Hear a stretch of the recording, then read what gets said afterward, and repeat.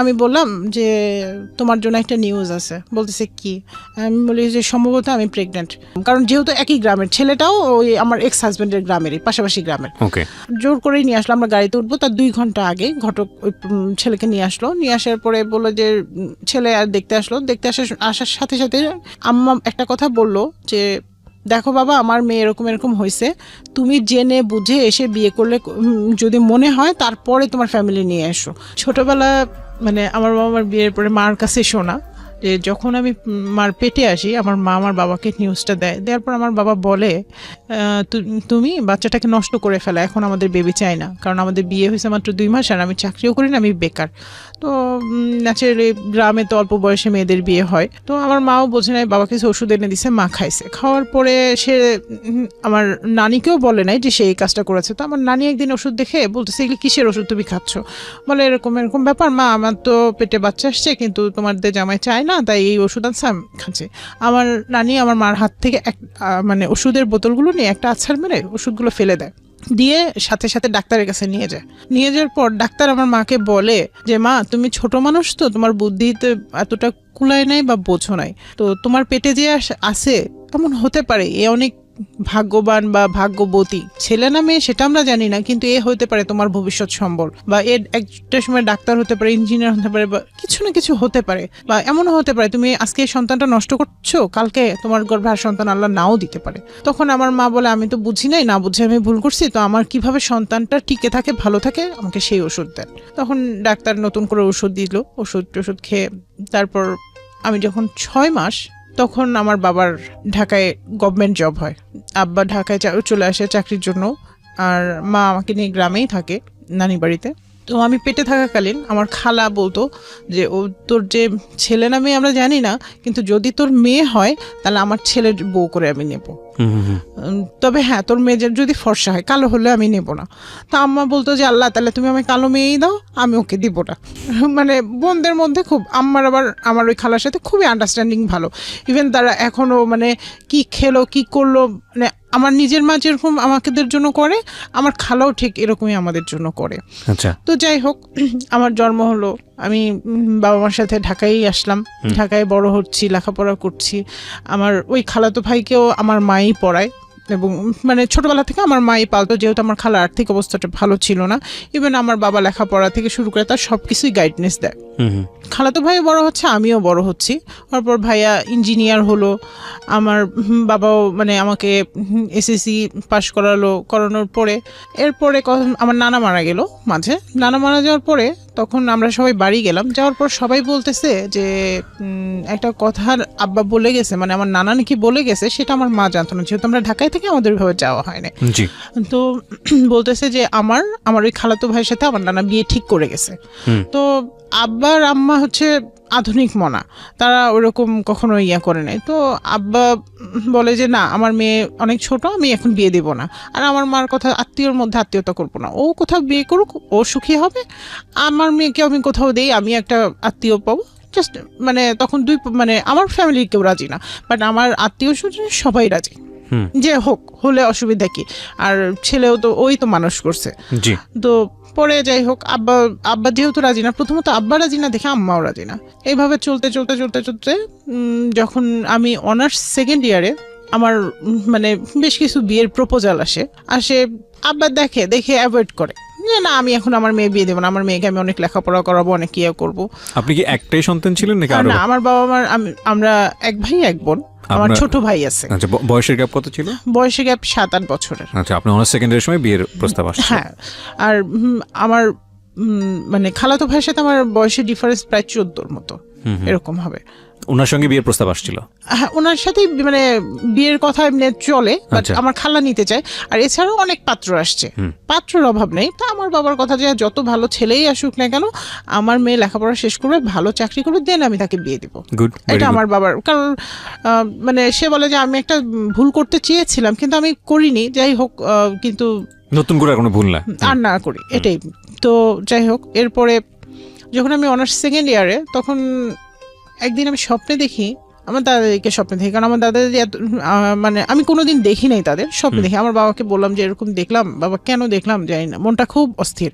তার এক সপ্তাহ না যেতে আবার স্বপ্নে দেখি আকাশ থেকে চাঁদ ঝরে পড়তেছে এবং অসংখ্য তারা উঠতেছে। আমি দেখি স্বপ্নে। আমি এটাও বললাম বাবা মার সাথে আমি ফ্রি, তো বললাম, তখন ওরা বলতেছে যে তুমি শুধু শুধু টেনশন করতেছো মনে হয় কোনো বিষয় নিয়ে, আল্লাহ ভরসা, আল্লাহর কাছে নামাজ পড়ো, দোয়া করো। আমি মানে ছোটবেলা থেকে একটু নামাজ টামাজ এগুলির প্রতি এমনিও একটু দুর্বলতা বাবা মার কাছ থেকেই পাইছি। তার এক সপ্তাহ পরে আমার ভাইটা মারা গেল, আমার ওই খালাতো ভাই, যে ভাইয়ের সাথে মানে বিয়ে নিয়ে কথা চলছিল বা খালাও চাচ্ছিল যে আমার ছেলের বউ হোক, বা আমার বাবা মা দিতে চাচ্ছিল না। তো ওই ভাইটা মারা গেল। মারা যাওয়ার পর খালা একটা অভিযোগ তুললো, ওনার হেপাটাইটিস বি হয়েছিল। মানে যেহেতু যে ইঞ্জিনিয়ার ছিল, বিভিন্ন জায়গায় ঘর সংসার ছিল না, কাজ টাজ করতো, নিজের শরীরের যত্ন নিত না, সো অ্যাট লাস্ট তার হেপাটাইটিস বি। কিন্তু সে চাকরি করে মানে আমাকে নেয়ার জন্য তার ঘরে, মানে সে চাইছিল যে আমি এমন কিছু, মানে সে এমন কিছু করুক যাতে সবার দেখে মনে হয় আমার বাবা মা গরিব দেখে দিচ্ছে না, এরকম একটা তাদের মনে টেনশন কাজ করছিল, যার ফলে সে বাড়ি গাড়ি এভরিথিং করছিল শুধু আপনাকে নেওয়ার জন্য। হ্যাঁ, আমাকে নেওয়ার জন্য আমার খালা করাইছিল যে তুমি করো, নিশ্চয়ই ওর বাবা মা দেখে খুশি হবে এবং বিয়েটা দেয়। হ্যাঁ, বিয়েটা দেয়। ভাইয়া মারা গেল, আমরা ওইখানে গেলাম। যাওয়ার পর ওই গ্রামে যাওয়ার পর সবাই একটা কথা বলতো, আমি উনার বউ হব, এটা পুরো গ্রাম জানতো। এর জন্য কোনো বিয়ের মানে তেমন কোনো কেউ বিয়ের প্রপোজাল নিয়ে আসে নাই।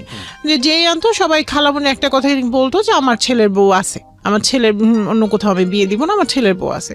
ইভেন খালু আমার ভাই নিজে মুখ ফুটে অনেকবার আমার মার কাছে বলছে, আমার বাবার কাছে বলছে, কিন্তু আমার মার কথা যে আমি আত্মীয়র সাথে আত্মীয়তা করবো না। আর খালামণিকে একটা কথা বলতো যে তুই তো বলছিলি কালো হলে নিবি না, তাহলে আমার মেয়ে এখন কালো, তুই নিবি কেন, তুই চাস কেন, তুই আর চাবি না, ফর্সা হলে তুই চাইতি, এটা এসে তারা বলে। এরপরে ভাইয়া মারা যাওয়ার পরে মাস 2 না যেতেই খালু একটা বিয়ের প্রপোজাল নিয়ে আসলো। খালু প্লাস আমার মামা গ্রাম থেকে একটা বিয়ের প্রপোজাল নিয়ে আসলো। নিয়ে আসার পরে ওরা যেদিন আসলো সেই দিনই মানে দুই পক্ষ মানে দেখে, ছেলে পক্ষ বিশেষ করে মানে ওই দিনই দেখে আংটি টাংটি পরায় একদম মানে পারে তো ওই দিনই কাবিন করে নিয়ে যায়। আচ্ছা, এরকম একটা বিষয়। তো আমি বলতেছি যেহেতু আমি লেখাপড়া করতেছি, আমি এখন বিয়ে করব না, আমি বিবিএ কমপ্লিট করবো, এমবিএ করবো, তারপরে বিয়ে শাদী করবো। আর ওরা বলতেছে আমরা লেখাপড়া করাবো, কোনো সমস্যা নেই, আমার লাগে তোমাকে এমবিএ করাইতে, আমার ছেলে সহ এমবিএ পড়বে, এরকম বলতেছে। তারা বললো যে আমরা 20 লাখ টাকা কাবিন দিব, হ্যাঁ তোমার বাবা খুশি, আমার ছেলেকে যা দিবে। তো আমার বাবা আবার বললো কি ঠিক আছে, আপনারা যদি আমার মেয়েকে 20 লাখ টাকা দিতে পারেন, গয়না টয়না সব দিয়ে যদি মোড়ায় নিয়ে যান, সেই ক্ষেত্রে আমি আমার জামাইকে আমিও 5 লাখ টাকার একটা, এটা সমাজের নিয়ম, এটা কিছু না কিছু দিতে হয়, এটা সে বলতেছে। আমি বলতেছি ঠিক আছে, আমি 5 লাখ, আমি ওদের সামনে বলতেছি যে আমি 5 লাখ টাকার গাড়ি নিব, তবে আমার বাবার কোনো সম্পদ আমি নিব না। তখন বাবা যখন সম্পদ দিতে মানে বাবা মারা গেলে তো আমিও তো অংশীদার, তো আমি সেই সম্পদ দেবো না, আমার সেই সব সম্পদ আমার ভাইয়ের নামে আমি লিখে দিব। তারপরে বাবা অনেক বোঝাইলো, করলো, বিয়ে ঠিক করলো, করে ওরা ওই দিন চলে গেলো, একদম আংটি পড়ায় চলে গেলো, বললো যে না কোনো সমস্যা হবে না, তোমাকে তোমার লেখাপড়া কমপ্লিট হলে আমরা তুলে নেবো, এর আগে তোমাকে নিব না, তুমি বাবার বাসায় থেকে পড়াশোনা করবে, কমপ্লিট করে তারপরে আসবে। এরপরেও আমার অমত, বাবার সাথে কথা মানে বার্গেনিং হচ্ছে। তো তখনও রমজান মাস ছিল। বাবা একদিন রাগ করে বলতেছে আমার মেয়ে বড় হয়েছে, এখন আর আমার কথা শোনে না, অন্য সময় আমাকে ঠিকই বন্ধু ভাবে, এখন আমার প্রতি ভরসা নেই, ঠিক আছে তোমার কোনো পছন্দ থাকলে আমাদের বলো, আমার কোনো পছন্দ আমি বলবো কি। তো বাবা সেদিন রাগ করে কথা কাটাকাটি, এক কথা থেকে 2 কথা কথা কাটাকাটি, তো আমিও একটু বলছি, বাবা বলছে বলে আর বাবা রাগ করে ইফতার করতেছে না। আচ্ছা, আজান দিয়েছে, ইফতার করতেছে না, বিষয়টা খারাপ লাগলো। পরে বাবাকে বললাম যে বাবা আমি বিয়ে করব, আমি তোমার এই পছন্দের ছেলেকেই বিয়ে করব, আমার তো অন্য কোথাও পছন্দ নেই যে আমি অন্য কোথাও করবো, আমি একে বিয়ে করবো, তুমি ইফতারটা করো। রিকোয়েস্ট করার পরে সে ইফতারটা করলো, কারণ আমি একটা মেয়ে হয়ে এটা পারি না যে বাবা ইফতার করতেছে না আমি মানে বাবার কথার অমূল্যায়ন করবো এতটা। তো যাই হোক, বাবা ইফতার করলো, বিয়ে ঠিক হলো 20 লাখ টাকা কাবিন দিয়ে, 20 লাখ টাকা কাবিন দিয়ে, 20 লাখ টাকা কাবিন দিয়ে এবং 20 লাখ টাকা কাবিনে বিয়েও করলো। কিন্তু বিয়ে করার সময় ওরা যেই কথাগুলো বলছিল তার কিছুই কমিটমেন্ট পালন করলো না। টাকাটা দিবে বা এরকম না, টাকা তো না, টাকা দিবে না, আমরা টাকা চাই নাই, কোনো একটা গয়নাও দিল না, বরং উল্টা আর আমার বাবার কাছে ফোন দিয়ে আবার ফোনে টাকা নিছে, 2 লাখ টাকা নিয়ে সে ওই টাকায় আব্বার টাকায় মানে বলছে যে আমার তো এই মুহূর্তে ব্যবসা খারাপ, মানে আমার শ্বশুর ছিল ব্যবসায়ী, তো বলতেছে আমার ব্যবসা তো ভালো না, তো আপনি আমাকে 2 লাখ টাকা ধার দেন, পরে আমি আপনাকে ফেরত দেবো, এটা বলছে আব্বাকে। তো আব্বা বলছে যে ঠিক আছে, যেহেতু একটা মান সম্মানেরও ব্যাপার, ঠিক আছে আমি গয়না নেবো না, আপনি বানাইতে চাচ্ছেন এখন, ঠিক আছে আমি টাকা পাঠিয়ে দিচ্ছি। 2 লাখ টাকা পাঠিয়ে দেয়, তারা সামথিং গয়না মানে বিয়ের যা শপিং এটা করে এবং গয়নাও কেনে, বিয়ে হয়, গ্রামে বিয়ে হয় আমার। গ্রামে মামা বাড়িতে বিয়ে হয় এবং খুব ধুমধাম করে অনুষ্ঠান করে মামা বাড়ি নানা বাড়ি সব গ্রাম দাদা বাড়ি সব গ্রামের মানুষ সেখানে একত্রিত হয়। এত মানে আনন্দ করে, মানে এমন কেউ নেই ছোট থেকে বড় শুরু করে, মানে খুব আনন্দ, নাচ গান, মানে রোজা থেকেও তাদের ক্লান্তি নাই, এত আনন্দ। রাতের বেলায় মানে বিয়ে যে কাবিনটা হলো, এরপর সাথে সাথে আমার শ্বশুর শুরু করছে আমি আমার বউকে নিয়ে যাব, বাসায় নিয়ে যাব। আমার মা বলে, আমার মা এবং বিশেষ করে আমার মাই রিয়েক্টটা করছে যে আমার মেয়ে লেখাপড়া শেষ করলো না, আপনাদের সাথে কথা একরকম, শুরুতেই যদি কথা মানে বিয়ে দিছি মানে তুলে দিতে হবে, শুরুতেই যদি কথা দুই রকম হয় তাহলে কি হবে, তাহলে আমার মেয়ের ফিউচারটা কি হবে। তো বলতেছে যে না, আমরা 2-1 দিন রেখে আমরা আবার ঢাকায় দিয়ে আসবো। তো আমার মা বলে যে না, আমি আসছি মেয়েকে নিয়ে, আমি মেয়েকে নিয়েই যাব, লাগে জামাই যাবে সাথে, আর যদি না যায় ঠিক আছে থাকবে। পরে উনি 2-3 দিন পরে ওর কাজ টাজ গুছায় ঢাকায় আসবে, এসে বেড়াবে এবং ঈদ করবে আমাদের সাথে। তো যাই হোক, এইটা নিয়ে খুব বিশাল বড় একটা গ্যাঞ্জাম বিয়ে বাড়িতেই। তো যাই হোক, এগুলি সবই গেল, ঈদের মধ্যে ছেলে বাড়ি গেল, কিন্তু সে বললো যে দেখো আমি রাজশাহী বাসা নিব, তুমি ওইখান থেকে পড়াশোনা করবে, এখানে আর করবে না। আমার বাবার বাসায় তো নিচ্ছি না, আমি রাজশাহীতে থাকি, আমি যেহেতু রাজশাহীতে জব করি, আমার রাজশাহীতে নেবো। তখন আমি বললাম যে ঠিক আছে, তুমি যদি চাও তাহলে আমি যাব, কারণ আমার কাছে মনে হয়েছে যে আমার সংসারের সুখের জন্য হাজবেন্ডের কথা প্রায়োরিটি দেওয়াটা অনেক বেটার। গেলাম রাজশাহী, ওর সাথে বাসা নিলাম। বাসা নেওয়ার পরে ওরা মানে আমার হাজবেন্ডই দেখলাম যে আমার কাছে ফার্নিচারটা ছিল, বলে তোমার বাবা কিছুই দিবে না, ইয়া করবে না। তো আমি বলছি যে আমার বাবা তো এগুলো শুরু হয়ে গেছে, হ্যাঁ প্রথমে 2 দিন পরেই, মানে 2 দিন মানে সে যে বাসা নিয়েই শুরু হয়ে গেছে। তো আমার কাছে বিষয়টা প্রথম অড লাগলো। তো আমি বললাম যে কেন, ফার্নিচার দেওয়ার তো কথা ছিল না, ফার্নিচার বা যখন উঠাই দিবে তখন আমার বাবা দিবে, এখন তো উঠাই দিচ্ছে না, তুমি নিজে স্বেচ্ছায় কোথাও বাসার ইচ্ছো সেখানে আমরা যাচ্ছি থাকছি, সেটা আলাদা বিষয়। তো আব্বাকে বললাম, আব্বা যথারীতি আমার শ্বশুরকে ফোন দিলাম, আমার শ্বশুর আবার খুব চালাক মানুষ। তো বললো যে আমার ছেলেকে আমি, মানে উনি শিখাই দিয়ে উনি আবার দূরে থাকে যে না আমি বলি নাই। তো যাই হোক, এইভাবে মনে করেন চলতে থাকলো। বিয়ের পরে প্রায় 1 থেকে 1.5 বছর চলে গেল। এর মাঝে আমি জানতে পারলাম ছেলে ইঞ্জিনিয়ার না, রাজশাহীতে যে বাসা ভাড়া বা সংসার খরচটা চালায় সেটাও সবকিছুই তার মা আর বাবা বেয়ার করে। আচ্ছা, আমার কাছ থেকে সবকিছু গোপন করে। ইভেন আমার যে জামাটা, আমার যে ড্রেসটা গোপন করেছে, মানে কি আপনার বাবা খোঁজ খবর নেয়নি বিয়ের আগে? আমার বাবা ঢাকায় থাকে, খোঁজ খবর বাবার অনেক ইয়া ছিল, গাফিলতি ছিল। আমার চাচা না করেছিল, অনেকেই না করেছিল, কিন্তু আমার বাবাও যে ওদের কথায় কিভাবে কি হলো তার মাথার মধ্যে, না ছেলে ভালো, ওভারঅল ভালো, বাবা এস্টাবলিশড, একমাত্রই ছেলে, তার নামে বাড়ি গাড়ি সব আছে, সমস্যা কোথায়, এরকম একটা বিষয় ঢুকে গেছিল যে না সমস্যা নাই, ইঞ্জিনিয়ার যখন লেখাপড়া করছে তখন ওই জায়গায় না করলে আমি আরেক জায়গায় চাকরি দিতে পারবো, এরকম একটা বিষয় ঢুকে গেছিল। তো যাই হোক, তার যে সার্টিফিকেট সেটাও ফেক।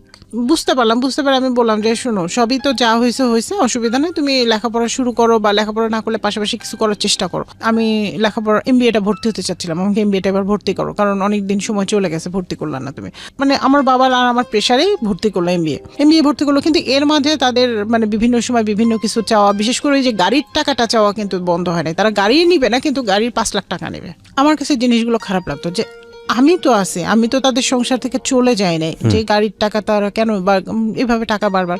তো অ্যাট লাস্ট আমার যখন MBA জোর করে ভর্তি করলো, প্রত্যেক সেমিস্টারের ফাইনাল পরীক্ষার আগে খুব গ্যাঞ্জাম করতো, মানে কোনো না কোনো অকারেন্স করতো যাতে আমি পরীক্ষা দিতে না পারি, কিন্তু আমি ওর মধ্যেই পরীক্ষা দিতাম।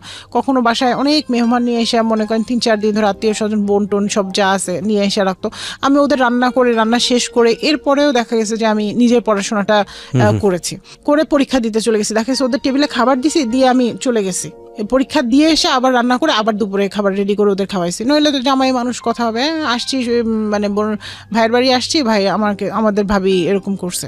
যে মানুষ আমি মার বাড়িতে মানে কোনোদিন ভাতও রান্না করি নাই একারে, তো শ্বশুর বাড়িতে যে সব শিখে গেছি পরিস্থিতিতে পড়ে, রান্নার থেকে শুরু করে সব শিখে গেছি, মেনটেন করা কিভাবে কি করতে হয় সব শিখে গেছে।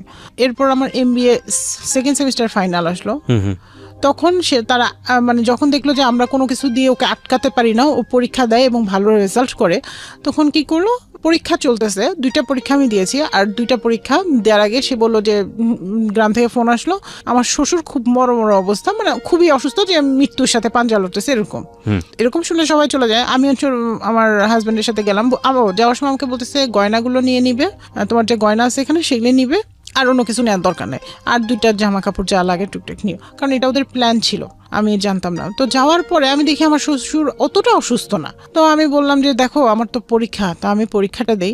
ও হ্যাঁ, ও আবার আমার সাথে MBA ভর্তি হয়েছে, কিন্তু পড়াশোনা ফেক সার্টিফিকেট, ওরা আবার সার্টিফিকেট দিতে বলছিল, ও দিতে পারে নাই। ও তখন ওইখানে বলছিল যে আমি সার্টিফিকেট আমি পরে দিব। আমি পরে দিয়ে দিব, সমস্যা নেই। তো ওরা মনে করছে যেহেতু 2 বছর ওর লাগবে, এর মাঝে দিয়ে দিবে হয়তো বা। তো যাই হোক, পরে আমি পরীক্ষা, ও তো 1 সেমিস্টার দিছে, আরেক সেমিস্টার পরীক্ষা দিবে না, বলতেছে আমি এই সেমিস্টারে টাকাও ফিও জমা দিই না, পরীক্ষাও দেবে না। আমার কথা হলো ওটা ওর পার্সোনাল ব্যাপার, আমি ওকে তো জোর করে ফোর্স করে কিছু করাতে পারবো না, ঠিক আছে। পরে আমি বাসায় আমার শ্বশুর বাড়িতে আসলাম। আম্মা কেন জানি আমাকে ফোনে বলতেছিল, আমি যখন বলতেছিলাম আম্মা বলতেছিল মা খুব তুমি সাবধান, নইলে তুমি করো, তুমি তোমার চাচার বাসায় থেকে যাও, তুমি যদি ওখানে যেতে না চাও। আমি বলে যে আমার শ্বশুর বাড়ি, শ্বশুর অসুস্থ না গেলে মানুষ কি বলবে, খারাপ বলবে। মানে মনে হয় যে মার মনে, মা বাবার মনে সবকিছু আগেই বলে দেয়, বিশেষ করে মার মনটা। তো যাই হোক, আমি ওখানে যাওয়ার পরে আমি ওদের বলতেছি যে দেখো আমি পরীক্ষা দিতে যাব, আমি অসুস্থ, আমি শরীর ভালো না, কিন্তু আমি তবুও আমি পরীক্ষা দিতে যাব, আমাকে রাজশাহী যেতে দাও, আমি বাসায় থাকবো, প্রয়োজন তুমি থাকো, তোমার বাবা অসুস্থ তুমি থাকো, ডাক্তার দেখাও, আমার তো দরকার নাই। না, ওরা আমাকে পরীক্ষা দিতে, তো বললো যে আব্বাকে হসপিটালে ভর্তি দেবে। অ্যাজমা রুগী যেহেতু যে শ্বাসকষ্টটা প্রবলেম হয়, অনেক সময় নেবুলাইজার লাগে, তো ওটা ওষুধটা ওনার কাছে ছিল না, তো হসপিটালে নিয়ে গেল। তো আমাকে বললো চলো চলো তুমিও চলো, তুমি না গেলে কি? এ বলে ভাই আমার ব্যাগটা কিচ্ছু নিতে দেয় না, ইভেন আমার হাতের যে ব্যাগের মধ্যে আমার অর্নামেন্টস ছিল, পরে আমি মানে ওর সাথেই চলে যাই, ওগুলি কিছুই কিন্তু আমার সাথে নাই।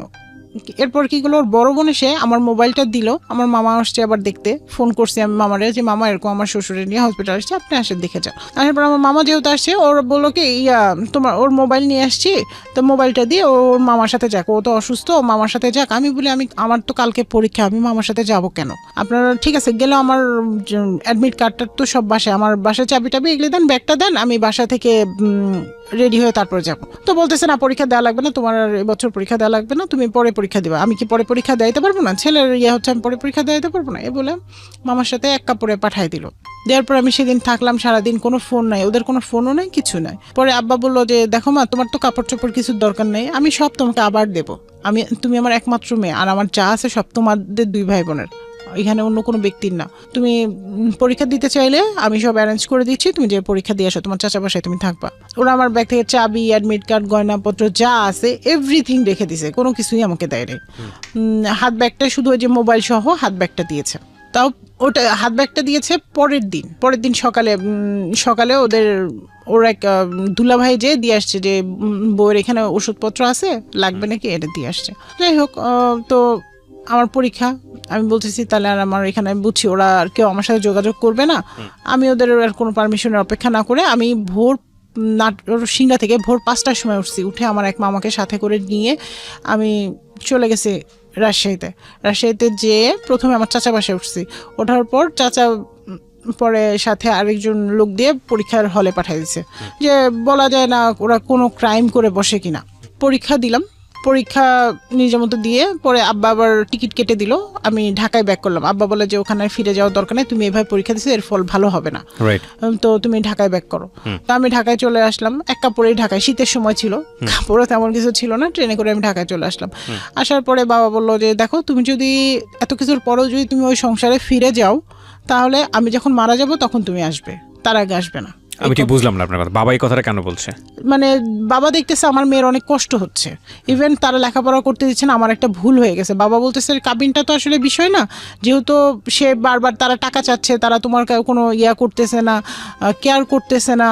এবং আমি নিজেও বলতেছি যে বাবা আমাকে পড়াশোনা করতে দিচ্ছে না, আমি নিজেও কিন্তু বলতেছি, যে আমি ওর সাথে থাকবো বা সংসারটা করব। মানে আপনি আপনার বিভিন্ন কমপ্লেইনগুলো বাবাকে বলছেন সবসময়, মানে বাবা মার সাথে তো সব হ্যাঁ আপ টু ডেট, আর তারা তো জানে। তো আমার কিন্তু অন্য বিষয়ে কমপ্লেন ছিল না, আমার বিষয়টা ছিল যে আমাকে পড়ালেখাটা করতে দেওয়া হোক। ঠিক আছে, তোমরা টাকা চাচ্ছ, তোমরা নিচ্ছ, সেটা আলাদা বিষয়, কারণ আমার বাবার প্রথম ভুলটা করছে যে 5 লাখ টাকা দিতে চাইছে, এটা হচ্ছে আমার বাবার প্রথম ভুল ছিল যেটা। তো যাই হোক, তো পরে আমি বললাম, তখন বাবা সব কিছু দেখে বলতেছে যে যদি তুমি যাও তাহলে তুমি যেতে পারো, আমার কোনো আপত্তি নাই, কারণ তুমি একটা বাচ্চা নিয়ে এসে যখন আমার সংসারে থাকবা, লেখাপড়া জানো না, তখন তোমাকে দিয়ে আমি কি করাবো? তখন তোমার লাইফটা একবারই শেষ। ইভেন আমার কয়েকজন ফ্রেন্ডও বোঝালো আমাকে। এটা কে বলেছে আপনাকে? এটা আমার বাবাই বললো আমাকে। আচ্ছা, আমার বাবাই বললো, ইভেন প্লাস সাথে আমার কিছু ফ্রেন্ডরাও বললো, ফ্রেন্ডরা বললো যে তারা কেউ মেজর পারসন, কেউ আর্মি পারসন, মানে বড় বড় অনেক উপরে, কেউ পজিটিভ বলছিল না, বলছিল না ঠিক আছে তোমার এখানে গিভ আপ করাটাই শেষ। হ্যাঁ, কারণ তুমি যেহেতু এইভাবে ফাইট করে সে পরীক্ষা দিছে, এখন তুমি ওই সংসারে গেলে তোমাকে ওরা এমন ভাবে টর্চার করবে যেটা বিগত দিনে করে আসছে। আমি মানে বললাম না যে ওদের টর্চারের তো যেটা বিগত দিনে করছে, ইভেন তারা আমার মামাকে বলেই বসছে, বড় মামাকে বলছে, বাজারে দেখা হয়েছে একই গ্রামে যেহেতু। তখন আমিও চিন্তা করলাম যে না, যা হয়েছে হয়েছে, ও যদি অন্য জায়গায় বিয়ে করে হ্যাপি থাকে, অন্য কোথাও থেকে যদি টাকা নিয়ে এসে ওরা যদি হ্যাপি থাকে তাহলে ওরা থাকুক, আমি আমার লাইফটাকে আমার মতো করে লেখাপড়া কমপ্লিট করে সাজাই। কারণ ওই ছেলে তো চাকরিও করবে না বা ও তো কোনো কিছুই করবে না, এভাবে বাবা মার টাকা দিয়েও বাচ্চা হলে তো ওদের টাকা দিয়ে এইভাবে কয়দিন আমি চলবো, আর বাচ্চা হয়ে গেলে তখন যদি আরও টর্চারের পরিমাণটা বেশি হয়ে যায়, এরকম আমার মনেও বিভিন্ন প্রশ্ন আসলো। কারণ সে যদি আমাকে অরিজিনালি ভালোবাসতো তাহলে তো আমাকে এক কাপড়ে এইভাবে বের করে দিতে পারতো না। পরে আমি ওখান থেকে এই সব কিছু থেকে আমি বেরিয়ে আসি, একটা মিউচুয়াল ডিভোর্স আমাদের হয়। বেরিয়ে আসার বিয়ে কয় বছরের মাথায় আপনার ডিভোর্স হয়ে গেল? 1.5 বছর। 1.5 বছরের মাথায়। যাই হোক, এগুলি সব গেল। বা আমি আবার MBA ঢাকা টু রাশিয়া আমি MBA কমপ্লিট করলাম, কারণ যেহেতু তার একটা সেমিস্টার ছিল, ওনারা বলতেছিল যে তুমি এই একটা সেমিস্টারের জন্য আর ঢাকায় নিও না, ট্রান্সফার করে তুমি এখানে এসে কমপ্লিট করো, আমরা তোমাকে ওইভাবে স্কোপ দিব। যেহেতু MBA শুক্র শনি ক্লাস ছিল, তো আমি রেগুলার বৃহস্পতিবার 2টা ট্রেনে রাজশাহী যেতাম, ক্লাস করতাম, চাচার বাসায় 2 দিন থাকতাম, আবার শনিবার রাতে 10টা সাড়ে 10টা ট্রেনে ঢাকায় ব্যাক করতাম। এইভাবে আমার মানে প্রায় 6টা মাস চললো। এরপর MBAটা কমপ্লিট করলাম। পরে যাই হোক আমি চাকরি পেলাম নিজের যোগ্যতায়, কারো হেল্প ছাড়া। তো চাকরি করতে করতে বছরখানিক গেল, যাওয়ার পর ব্যাংকে চাকরি হয়ে গেল। এভাবে ব্যাংকে চাকরি হওয়ার 6 মাস পরে আমি মানে বাবা মার সাথে ঈদ করতে গ্রামে গেলাম। গ্রামে যাওয়ার পর ঘটক একটা প্রপোজাল জোর করেই নিয়ে আসলো, যেটা প্রপোজাল আগেও বলছে। আমি বলে দিয়েছিলাম যে আমি আর এখন বিয়ে শাদী করবো না, আর ওই গ্রামের ছেলেকে তো আর করবোই না এরকম, কারণ যেহেতু একই গ্রামের, ছেলেটাও ওই আমার এক্স হাজবেন্ডের গ্রামেরই, পাশাপাশি গ্রামের। জোর করেই নিয়ে আসলো। আমরা গাড়িতে উঠবো তার 2 ঘন্টা আগে ঘটক ওই ছেলেকে নিয়ে আসলো। নিয়ে আসার পরে বললো যে ছেলে আর দেখতে আসলো। দেখতে আসার সাথে সাথে আম্মা একটা কথা বললো যে দেখো বাবা, আমার মেয়ে এরকম এরকম হয়েছে, তুমি জেনে বুঝে এসে বিয়ে করলে যদি মনে হয় তারপরে তোমার ফ্যামিলি নিয়ে এসো, তার আগে না। তার আগ পর্যন্ত না। ছেলেটা কি ব্যাচেলর ছিল? মানে ওনার আগে কোনো বিয়ে হয় না। তো ছেলেটা হাসি মুখে ওইখানেই বলতেছে আমি সব জেনে বুঝে আসছি, আমার কোনো আপত্তি নাই। আপনাকে সে চিন্তা আগে থেকে? না, আমাকে কথাবার্তা হয়নি, না, কোনোদিনও কথা হয়নি। ওই দিনই আমাদের ফার্স্ট কথা। তো ছেলেটা তার কার্ড দিল, আমাকে বললো আপনার কোনো কার্ড আছে? তো আমি ন্যাচারালি যেহেতু ব্যাংকে জব করি কার্ড আছে দিয়ে দিছি। এরপর ছেলেটা প্রায় সময় আমাকে ফোন দিত, বাট আমি রিসিভ করতাম না। আমি আরো আম্মাকে বলতাম যে মা এরকম এরকম ব্যাপার, সে ফোন দেয় বারবার, আমার খুব বিরক্তি লাগে, কথা বলতেও বিরক্তি লাগে। তো তাকে তো বলাই হয়েছে যদি সে বিয়ে করতে চায়, তার যদি এত ইচ্ছা থাকে তার ফ্যামিলি নিয়ে আসুক, কেন আমাকে বারবার এইভাবে ফোন করে ডিস্টার্ব। তো মানে যখন অ্যাট লাস্ট সে আমার অফিসে হেড অফিস এবং গুলশান কর্পোরেটে 2টা অফিসে আমার অ্যাবসেন্সে সে বারবার গেল। যাওয়ার পর অফিস থেকে আমার কাছে একটা কমপ্লেন আসে যে আপনার অ্যাবসেন্সে কে জানি আপনাকে খোঁজ করতে আসে একজন ছেলে। যে জিনিসটা খুবই দৃষ্টিকঠোর, মানে এত বেশি দৃষ্টিকঠোর, মানে আমি বলতেও পারছি না কে আমার খোঁজে আসে। কাস্টমার আসলেও তো ওইভাবে বলবে, পরিচয়টা দিয়ে যাবে, কিন্তু কিছুই বলতে পারছি না। তো এই বিষয়টা হেড অফিসে ভালো একটা আলোড়ন সৃষ্টি করে, যে একটা মেয়েকে খুঁজতে আসে, এটা নিয়ে ইয়ে হয়। যাই হোক, এর মধ্যে ও কী করলো, আমাকে যখন ফোনে এইভাবে যখন সব মিলায়, যখন আমাকে যখন পাচ্ছিল না বা আমি যখন তার সাথে যোগাযোগ করতে চাচ্ছিলাম না, অ্যাভয়েড করছিলাম, তখন সে মেসেজ দেওয়া শুরু করলো। তো কিছু না বলে আম্মাকে দেখালাম, দেখায় আম্মা বলে চুপ করে রেখে দেয়, এই এত দরকার নেই, এইগুলি পোলাপান এইগুলি করে অনেক। আর যেহেতু আমারও ওরকম এজ না যে আমি ওরকম প্রেমে পড়বো বা এরকম কিছু। পরে আস্তে আস্তে এভাবে মেসেজ দেওয়া তার বাড়তেই থাকলো, কন্টিনিউয়াস মেসেজ দিতে থাকে, এবং মেসেজের অ্যান্সার না দিলে মানুষ কত বিজি, একটা অ্যান্সারও দেয় না, একটা ফোনও দেয় না, মানে জাস্ট যেভাবে আমাকে পটানো যায়। 10 দিন মেসেজ পেতে তো একদিন আমারও একটু হলেও মনটা ইয়া হবে যে না। তো পরে আস্তে আস্তে ফোনে কথাও শুরু হলো আমাদের। কথা শুরু হওয়ার পর সে আমাকে ইমোশনালি কিছু ব্ল্যাকমেল করলো। ইমোশনালি ব্ল্যাকমেল বলতে সে শুরু করলো, বলতেছে যে আমি গরিব দেখে আমাকে বিয়ে করবেন না। আমার এই জিনিসটা খুব ইমোশনাল আঘাত করলো, কারণ আমার প্রিভিয়াসে আমার ভাইটা কিন্তু মারা গিয়েছে, যে সে গরিব দেখে তাকে দেয় না। আমার খালা কিন্তু সবসময় আমাদের একটা কথা, মানে ডিভোর্স হওয়ার পরেও বলতো যে আমার ছেলের সাথে যদি দিতি তাহলে তোর মেয়ের কপালটা এরকম হইতো না। আমি কোনোদিন কি তোর মেয়েকে এত কষ্ট দিতাম? আর আমার ছেলে, মানে আমার কাছে মনে হয়েছে যে আমি নিজে একটু অপরাধী হয়ে গেছি। পরে আমি বললাম যে ঠিক আছে, আপনার যদি এত আমাকে বিয়ে করার ইচ্ছা থাকে তো আপনার ফ্যামিলি সহ আসেন। তো তার ফ্যামিলি সহ আসলো, আসার পর দেখলো, দেখার পরে তারা আবার দাওয়াত করলো। এর মাঝে সে একদিন আমাকে ফোনে বলতেছে আমি আপনাকে একটা কথা বলবো, এই কথার প্রেক্ষিতে আপনি বিয়ে ভেঙে দেবেন না। আমাদের বিয়েটা প্রায় 50% তখন মানে প্রসেসিং চলতেছে, 50% হয়ে গেছে, ওর সাইড থেকে 100%, আমাদের সাইড থেকে 50%।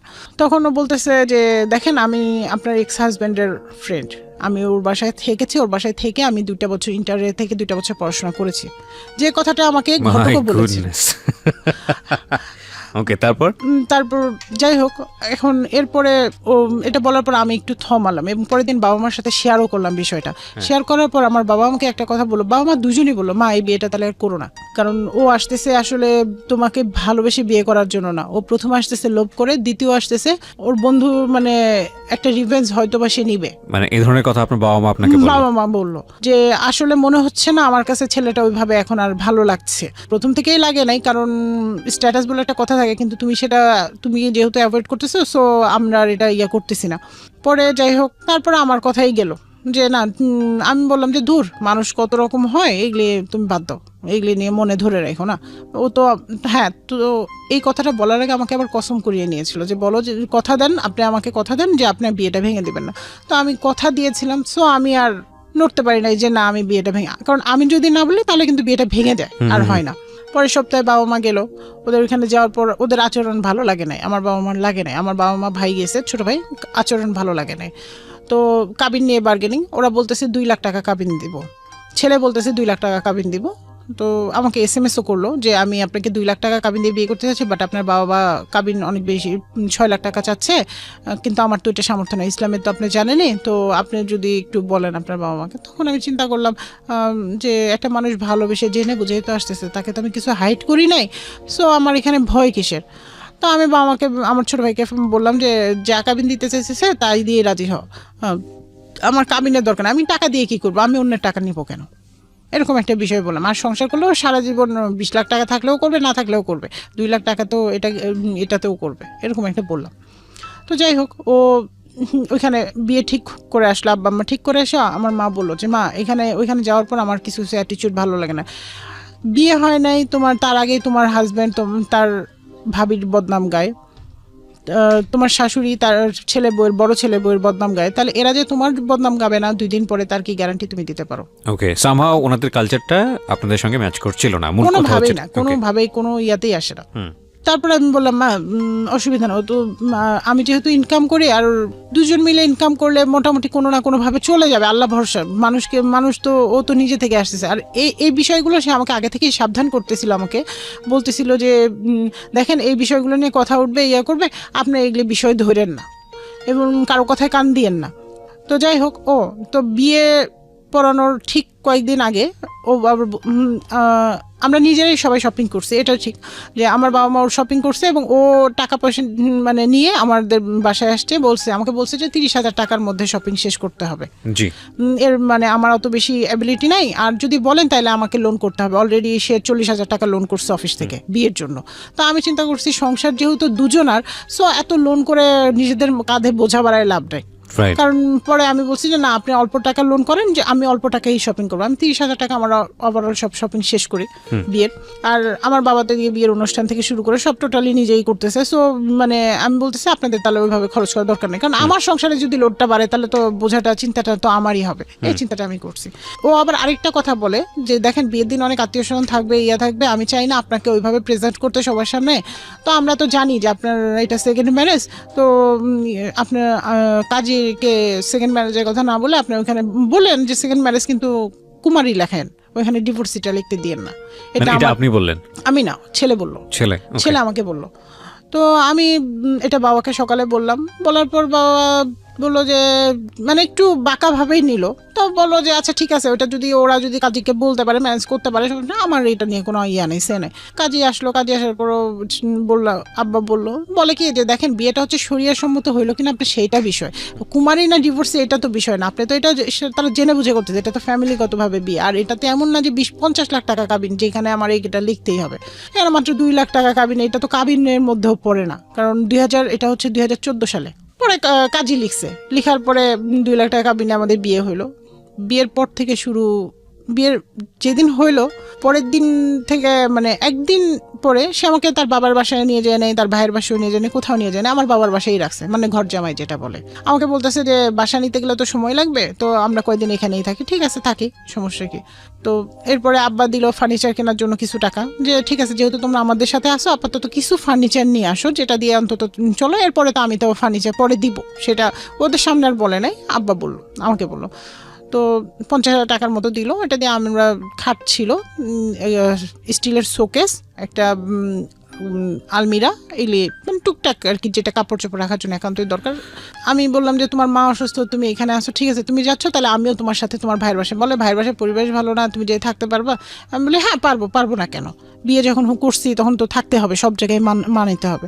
গেলাম ভাইয়ের বাসায়, যেয়ে দেখলাম এক রুম, ওরকম ভাবে মানে না মানে বস্তিতে এক রুম নিয়ে মানে তাকে থাকতে দিছে। যাই হোক, সেটা যার পার্সোনাল ব্যাপারে, এখানে আমার বলার কিছু নাই। আমি জোর করেই থাকলাম, বলতে গেলে ওর সাথে জোর করে গেলাম এবং জোর করে থাকলাম। ওখান থেকে আসার পরে আমাকে বলতেছে যে এরকম দেখো ভাবি না একটা জিনিস বাঁকা চোখে নিচ্ছে। কি বাঁকা চোখে নিচ্ছে? মাত্র 50,000 টাকা দিছে আব্বা কেনাকাটার জন্য, এই জিনিসটা ভাবি খুব বাঁকা ভাবে নিছে। ভাবি আমাকে ভাইয়ের সামনে কেমন ইনসাল্ট করছে, এরকম বলতেছে। তো আমি বলতেছি যে দেখো এইটা নিয়ে তো এত বেশি ম্যাটার হওয়ার বিষয় না। আর ভাবি, যে ভাবির এত বদনাম গেছো, সেই ভাবি নিয়ে এখন এত মাথা ব্যথা কেন? ট্রু, ভাবি তো খারাপ। তুমি বলে হ্যাঁ আসলে ভাবি খারাপ, তখন গেল অ্যাভয়েড করলো। মানে আমাকে শোনায় নিল, আগে শোনায় নিয়ে পরে অ্যাভয়েড করতেছে। হ্যাঁ, তারপরে গেল। এটা যাওয়ার পর একদিন পরে এসে বলতেছে আমার অফিসে ভালো বিহেভ করতেছে না বসেরা, লোনটা শোধ করে দিতে হবে। লোনটা শোধ না করলে বসেরা ভালো বিহেভ করতেছে না। 40,000 টাকা তার যেটা লোন আছে। তো ভাইয়া এটা জানছে, যাই না ভাবি বলছে ভাবির বাপের বাড়ি থেকে 30,000 টাকা নিয়ে এসে সেটা দিয়ে অন্তত লোনটা ক্লোজ করতে। আমার কাছে খুব আশ্চর্য লাগলো, যেই ভাবি এত খারাপ ছিল সেই ভাবির বাপের বাড়ি থেকে 30,000 টাকা, যেভাবে ভাই এত টাকা থাকা সত্ত্বেও বিয়ে করার মানে বিয়ের সময় 1 পয়সাও দিল না। ইভেন বউকে, যে নতুন বউকে একটা গিফট দিতে হয় সেটাও দিল না। মানে কি বলবো, বলার এখানে আসলে নিজের কাছে খুব আশ্চর্য লাগছে জীবনের। তো আমি বললাম যে এটা তো আমার দৃষ্টিতে ভালো না, যে ভাবি কেন দিবে? ভাইয়ের থাকলে ভাই যদি দেয় সেটা আলাদা বিষয়, ভাই দিবে না, ভাবি কেন বাপের বাড়ির টাকা এনে দিবে? তো পরে আমি বললাম যে যেহেতু যে বিয়ের গিফট থেকে টাকা উঠছিল, আমার কাছে প্রায় 10-15 হাজার টাকা ছিল, সব মিলে ওর হাতে 20,000 টাকা তুলে দিলাম। দিয়ে বললাম যে এটা তুমি দিয়ে দাও, দিয়ে আর বাকি 20,000 টাকা আস্তে আস্তে প্রত্যেক মাসের স্যালারি থেকে দিব। এটা বললাম। আমরা কোথাও ঘুরতেও গেলাম না, কোথাও না, আমার বাবার বাড়িতেই থাকা। এর মধ্যে এখন আমি বলবো ওকে যে প্রেশার ক্রিয়েট করবো বাসা নাও, তো টাকা কই? বাসা ভাড়া নিতে গেলেও তো টাকা লাগবে, অ্যাডভান্স দিতে হবে, ইয়ে করতে হবে, টাকা না থাকলে কেউ তো আর বাসায় ইয়ে দিবে না। তখন আম্মা বিষয়টা বুঝলো, তখন ও বলতেছে যে ও আমাকে বলতেছিল যে আমি বাইরে থাকি, তুমি এখানে থাকো। আমার কাছে বিষয়টা এরকম যে বিয়ে হয়েছে, ও এক জায়গায় থাকবে আমি এক জায়গায় থাকবে, এটা কেন? তখন আম্মা বললো ঠিক আছে, তোমরা যতদিন তোমাদের সমস্যা সলভ না হয় তোমরা এখানেই থাকো, যদি পারো কিছু কন্ট্রিবিউট করো তোমার শ্বশুরের সাথে, না পারলে না করো। প্রথম ওই যে লোনটা, যেহেতু লোনের টাকাটা মনে করেন আমি দিচ্ছিলাম না, এখানে আমার যেটা জানার, লোনটা আপনি শোধ করছেন কেন? কারণ তার স্যালারি হচ্ছে অনলি ফর 18,000 টাকা। হ্যাঁ, এখন ওটা দিয়ে তো কি ও বাবা মাকে দিবে না নিজের যাওয়া আসার খরচ চালাবে? থাকতেন কই? তখনও থাকতাম বাবার বাসায়। থাকতেন বাবার বাসায় থেকে হাজবেন্ডের লোন পরিশোধ করতেছেন। আর তারপরে আমি চিন্তা করতাম তো সংসার তো দুজনারই, ও একটা মানসিক টেনশনে থাকবে, তার চেয়ে ভালো দুজনে একটু লাইফটা আনন্দে কাটাই না। টাকা পয়সা তো দিলাম না হয়। কত টাকা দিতেন প্রতি মাসে? প্রথমে দিলাম হচ্ছে 20,000 টাকা। আচ্ছা। এরপরে মানে ওর স্যালারিটার থেকে 50% মতো, 50% কখনো 50% কখনো তার চেয়ে বেশি এরকম দিয়ে চলে আসে। মানে পুরোটাই বলতে গেলে একরকম অনেকটা মানে দিয়ে চলে আসে। আমি বলছি যে তোমার স্যালারি উঠায় আনার দরকার না, ওটা দিয়ে লোনটা হোক অ্যাডজাস্ট। আর আমি চালাচ্ছি আমি এদিকে ম্যাচিউর। সো ফার্স্ট নাইট তো তাকে রাত 2টার সময় 2:30টার দিকে ফোন দেওয়ার কোনো দরকার হয় না। একটা ম্যাচিউর যেহেতু আমরা, ভাবির সাথে রিলেশনও তো তার ভালো না, সেই ফোনটা নিল। সে আমাকে বোঝালো যে দেখো ভাবি তো এরকমই, ভাবি ওই যে মানুষের কিভাবে দ্বন্দ্ব লাগবে সেই বিষয়টাই কাজ করে, এরকম বললো। একটু বাঁকা করেই বললাম। তখন আমি ন্যাচারালি ওটা ভুলে গেলাম, অ্যাভয়েড করে গেলাম। যেদিন আমরা মানে যাব ওদের বাসায়, ওর ভাইয়ের বাসায়, যে দাওয়াত দিতে, আমার বাবা, আমার ছোট ভাই, আমি, আমার হাজব্যান্ড, মানে আমরা সবাই মিলেই যাবো, একসাথেই যাব। তো সেদিন তার মোবাইলে আমি, ও দুজনই বিছানায় শুয়ে থেকে মোবাইলটা করতে করতে একটা রেকর্ডিং বের হয়ে যায়। রেকর্ডিংটা ছিল দেবর ভাবির কথা। এটা রেকর্ডিং করছে তাদের মেয়ে, ছোট্ট মেয়ে। আমার মানে আমাকে না জানিয়ে আমার অ্যাবসেন্সে মানে তাদের বাসায় যেত, তার ভাইও থাকতো না, তারা দেবর ভাবি দুজন থাকতো। এবং দেবর ভাবির কিছু কথা মানে যেটা আমার কাছে এত খারাপ লাগে, এবং অ্যাট লাস্ট ওই কথার মধ্যে থাকে, ভাবি আপনি চিন্তা করেন না, আপনি তো আসেন সবসময় থাকবেনই, আমি তো এটারে বিয়ে করছি, এটা যদি আমার কথা না শুনে টাকা পয়সা না দেয় তাহলে কিলায় দাঁত ভাঙিয়ে দিব আর ছেড়ে দিয়ে চলে আসবো। এরকম কথা ছিল। এই ফোন রেকর্ডটা আপনি কিভাবে শুনলেন? এই ফোন রেকর্ডটা ওই যে ওর সামনে মোবাইল টিপতে টিপতে হঠাৎ গড গিফটেড বের হয়ে গেছে। ওর সামনে এটা বেজে হ্যাঁ হ্যাঁ, ওর সামনে এটা বেজে উঠছে এবং ওর সামনে ও তখন মোবাইলটা, এটা যখন দাঁত ভেঙে দিব, দাঁত ভাঙা জবাব দিব, ছেড়ে দিব, এই কথাগুলো আসছিল, তখন ও মোবাইলটা আমার কাছ থেকে কেড়ে নিয়ে যায়, কেড়ে নিয়ে সাথে সাথে ডিলিট করে ফেলে। ডিলিট করে আমাকে বলে যে সরি, আসলে যারা ভালো হয় তাদের মনে হয় সামনে আল্লাহ ভাবে বের হয়ে যায়, এটা তো আমি আসলে জানি না। আমি ভাবিকে গেছিলাম, যে যেহেতু তোমার লামিয়াকে দেখতে গেছিলাম, ও ছোট, খুব কাঁদতেছিল আমার জন্য, আমি এই জন্য গেছিলাম, যে ভাবি বিভিন্ন কথা বলতেছিল, তো বলে আসছি যে ভাবি মনটা খুশি থাক, আমার কি, আমার তো এই ভাবিকে মন খুশি করার জন্য বলছি, এটা আবার লামিয়া রেকর্ড করে ফেলছি, তুমি এটা নিয়ে প্লিজ এরকম করো না, ভেবো না, কোনো টেনশন করো না, কোনো করো না। তারপর যাই হোক, এটা আমাকে বোঝাইলো। তখন আমি চিন্তা করলাম যে কারোর মধ্যে অশান্তি বা কোনো কিছু ধরে রেখে লাভ নেই, ঠিক আছে, আমি যদি একটা করি তো আমার বাবা মা আরও কষ্ট পাবে, কারণ আমার বাবা মা তো না করছিল, আমি তো শুনি নাই, আমার এই জিনিসটা আসলো। তো আমি চিন্তা করলাম যে দেখ, খারাপ যদি হয়ে থাকে, খারাপকেও তো মানুষ ভালো করতে পারে, আমিও চেষ্টা করে যাই, আমি তো খারাপ না, বা আমি তো কারোর সাথে খারাপ করি নাই। পরে ও আমাকে অনেক বোঝাইলো, করলো। পরে আমি হাত মুখ ধুয়ে ফ্রেশ হয়ে পরে সবার সাথে আমার ভাসুরের বাসায় গেলাম। ঈদ করার পরে আমরা সবাই ঘুরলাম ফিরলাম, আনন্দই করলাম। এভাবে আমি লোন পরিশোধ করে, মানে প্রায় শেষের দিকে চলে আসছিল লোন, ওই মাসে লোনের টাকাটা দিলেই প্রায় শেষ। তো তখন আমি আবার জানতে পারলাম, ও বলতেছে যে ফোনে আমাকে বলতেছে যে একটা কথা বলবো, তুমি রাগ করবা না তো? আমি বলছি কি বলবা, তুমি রাগ করার কি আছে? বলে যে তুমি শুনলে তো রাগ হবা। তো এরকম আমার আরও আগে, বিয়ের আগে 20,000 টাকা আরও বেশি লোন ছিল, বিভিন্ন প্রজেক্টে করছি, তখন টাকাটা রিটার্ন দেনে খরচ হয়ে গেছে সংসারের বিভিন্ন কাজে, তো আরও 20,000, তার মানে লোনটা বেড়ে দাঁড়ালো 40,000 থেকে 60,000। তাহলে এই 20,000 টাকাও পরিশোধ করতে হবে। ইন দ্য মিন টাইম ফোনের মানে ওদের কথোপকথন রেকর্ডটা আপনি শুনে ফেলছেন। আমি তো ওই যে মন খারাপ করলাম, তারপর সবকিছু ব্যাটে বলে মিলে যাচ্ছে আর কি। হ্যাঁ, সব মিলে যাচ্ছে। তো পরে যাই হোক, আমি মানে কি বলবো আসলে এই বিষয়গুলো, মানে বলার মতো, মানে কাউকে কিছু বলবো, সবাই বলবো যে শুরুতে তোমার এত যদি সমস্যা হয়, তাহলে আর বাকিটা জীবন কিভাবে চলবে, সবাই এরকম হয়তো বা বলবে, বা কিছু না কিছু হয়তো বা বলবে, এই জন্য আর কাউকে কিছু না বলে এইভাবে চলতে থাকলো। আর বাবা আমার বাসায় থাকলাম, ওই টাকাটাও আমি বললাম যে ঠিক আছে, তাহলে আমি এই টাকাটাও করতেছি। এইভাবে মানে দুইজন লোন টোন শোধ করার পরে আমি ডিসেম্বরের দিকে, আমার বিয়ে হয় সেপ্টেম্বর, ডিসেম্বরের শেষের দিকে 25 তারিখে আমাদের স্যালারি হয়। তো শেষের দিকে আমি বললাম যে এবার, এর মাঝে আমার শাশুড়ি একদিন ফোন করে, শ্বশুর শাশুড়ি দুজনে একদিন ফোন করে বলতেছে, মা দেখো আমাদের এরকম বড় ছেলের বাচ্চা হতে নিয়ে একটা প্রবলেম হয়েছে, প্রায় 7-8 বছর পরে তাদের মেয়ে কনসেপ্ট করছে, বাচ্চা হয় না, তো তুমি এই ভুলটা করো না, তুমি আমাদের একটা বংশধর দেখাও। তখন তার ছেলের ঘরে একটা নাতনি ছিল, নাতিটাতি ছিল না। তো আমার শ্বশুরের একটা চাহিদা যে আমাকে একটা বংশধর দেখাও মা, আমিও চাই তোমার ঘরে একটা সন্তান আসুক। তো যেহেতু একটা মুরব্বী মানুষ বলছে, আর আমার ফ্যামিলি, আমার বাবা মাও বলতেছিল যে এখন একটা বাচ্চা হলে আমি মানুষ করে দিতে পারবো। আমার মা বলতেছিল যে হ্যাঁ, এখন আমি একা আছি, আমি এখন আমার ছেলের বউ না, এখন যদি তোমরা থাকো আমি মানুষ করে দিতে পারবো, এটা বলতেছিল। আর আলাদা থাকলেও মনে করো যে আমার কাছে সকালে দিয়ে গেলাম, পরে যাওয়ার অফিস থেকে ফেরার পথে নিয়ে গেলাম, সমস্যা হবে না, এরকম একটা তখন আমি চিন্তা ভাবনা সব বিলায়, যখন সবাই চাচ্ছে, তো আমিও চিন্তা করলাম যে ঠিক আছে, আমি বাচ্চাটা নিয়ে নিই। তো গড গিফটেড, মানে 1 মাস থেকে 1.5 মাসের মাথায় কনসেপ্ট করে ফেললাম। ডিসেম্বরে যেহেতু আমি কনসেপ্ট করে ফেলছি, আমি একবারও গ্রামে যাই নাই। তো আমি ওকে বললাম যে দেখো, মোটামুটি আমাদের লোনটা প্রায় শোধ হয়ে আসছে, এখন এই মাসে চলো আমরা তোমার গ্রামের বাড়ি থেকে ঘুরে আসি। সে বলতেছে না, গ্রামের বাড়ি যাব, আমার কোনো টাকা পয়সা নেই, আমার হাতে কিছু নেই, তোমার বাবা মাকে গেলে প্রথম নতুন মানুষ দিতে হবে, করতে হবে। তো আমি বললাম যে ঠিক আছে, সব আমিই কিনবো।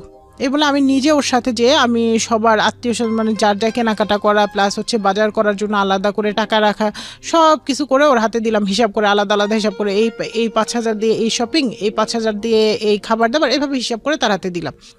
আমার বাবা এদিকে গাড়ি ঠিক করে বলছে ঠিক আছে, আমার মেয়ে জামাই যখন যাবে, তাহলে একবার আমি আমার গ্রামও ঘুরাই দেখায় নিয়ে আসবো আমার জামাইকে, আর জামাই মেয়েও যাবে, যে ওদের গ্রামটা ঘুরে দেখে আসবে, একটা পরিচিতি হয়ে যাবে, গেট টুগেদার হয়ে যাবে। যাওয়ার পরে আমার শ্বশুরকে সব এগুলি দিলাম, ও আমাদের বাড়ি ঘুরলো, আমি ওদের বাড়ি ঘুরলাম। যে ভাইয়া বিশ্বাস করবেন, আমি যে ওইখানে যা দেখি ওদের বাড়িতে, মানে আমার মামা এই কথাটা আমাকে বলছিল দেখে, যে তুমি আসলে এখানে দিও না, কিন্তু ওই যে আমার আমার ফ্যামিলি দিল। তো যে দেখি ভাই, মানে শোয়ার মতো একটা খাটও নাই। তো আমি সবকিছু চিন্তা করলাম যে যাক, নাই অসুবিধা নাই, আমি তো আছি।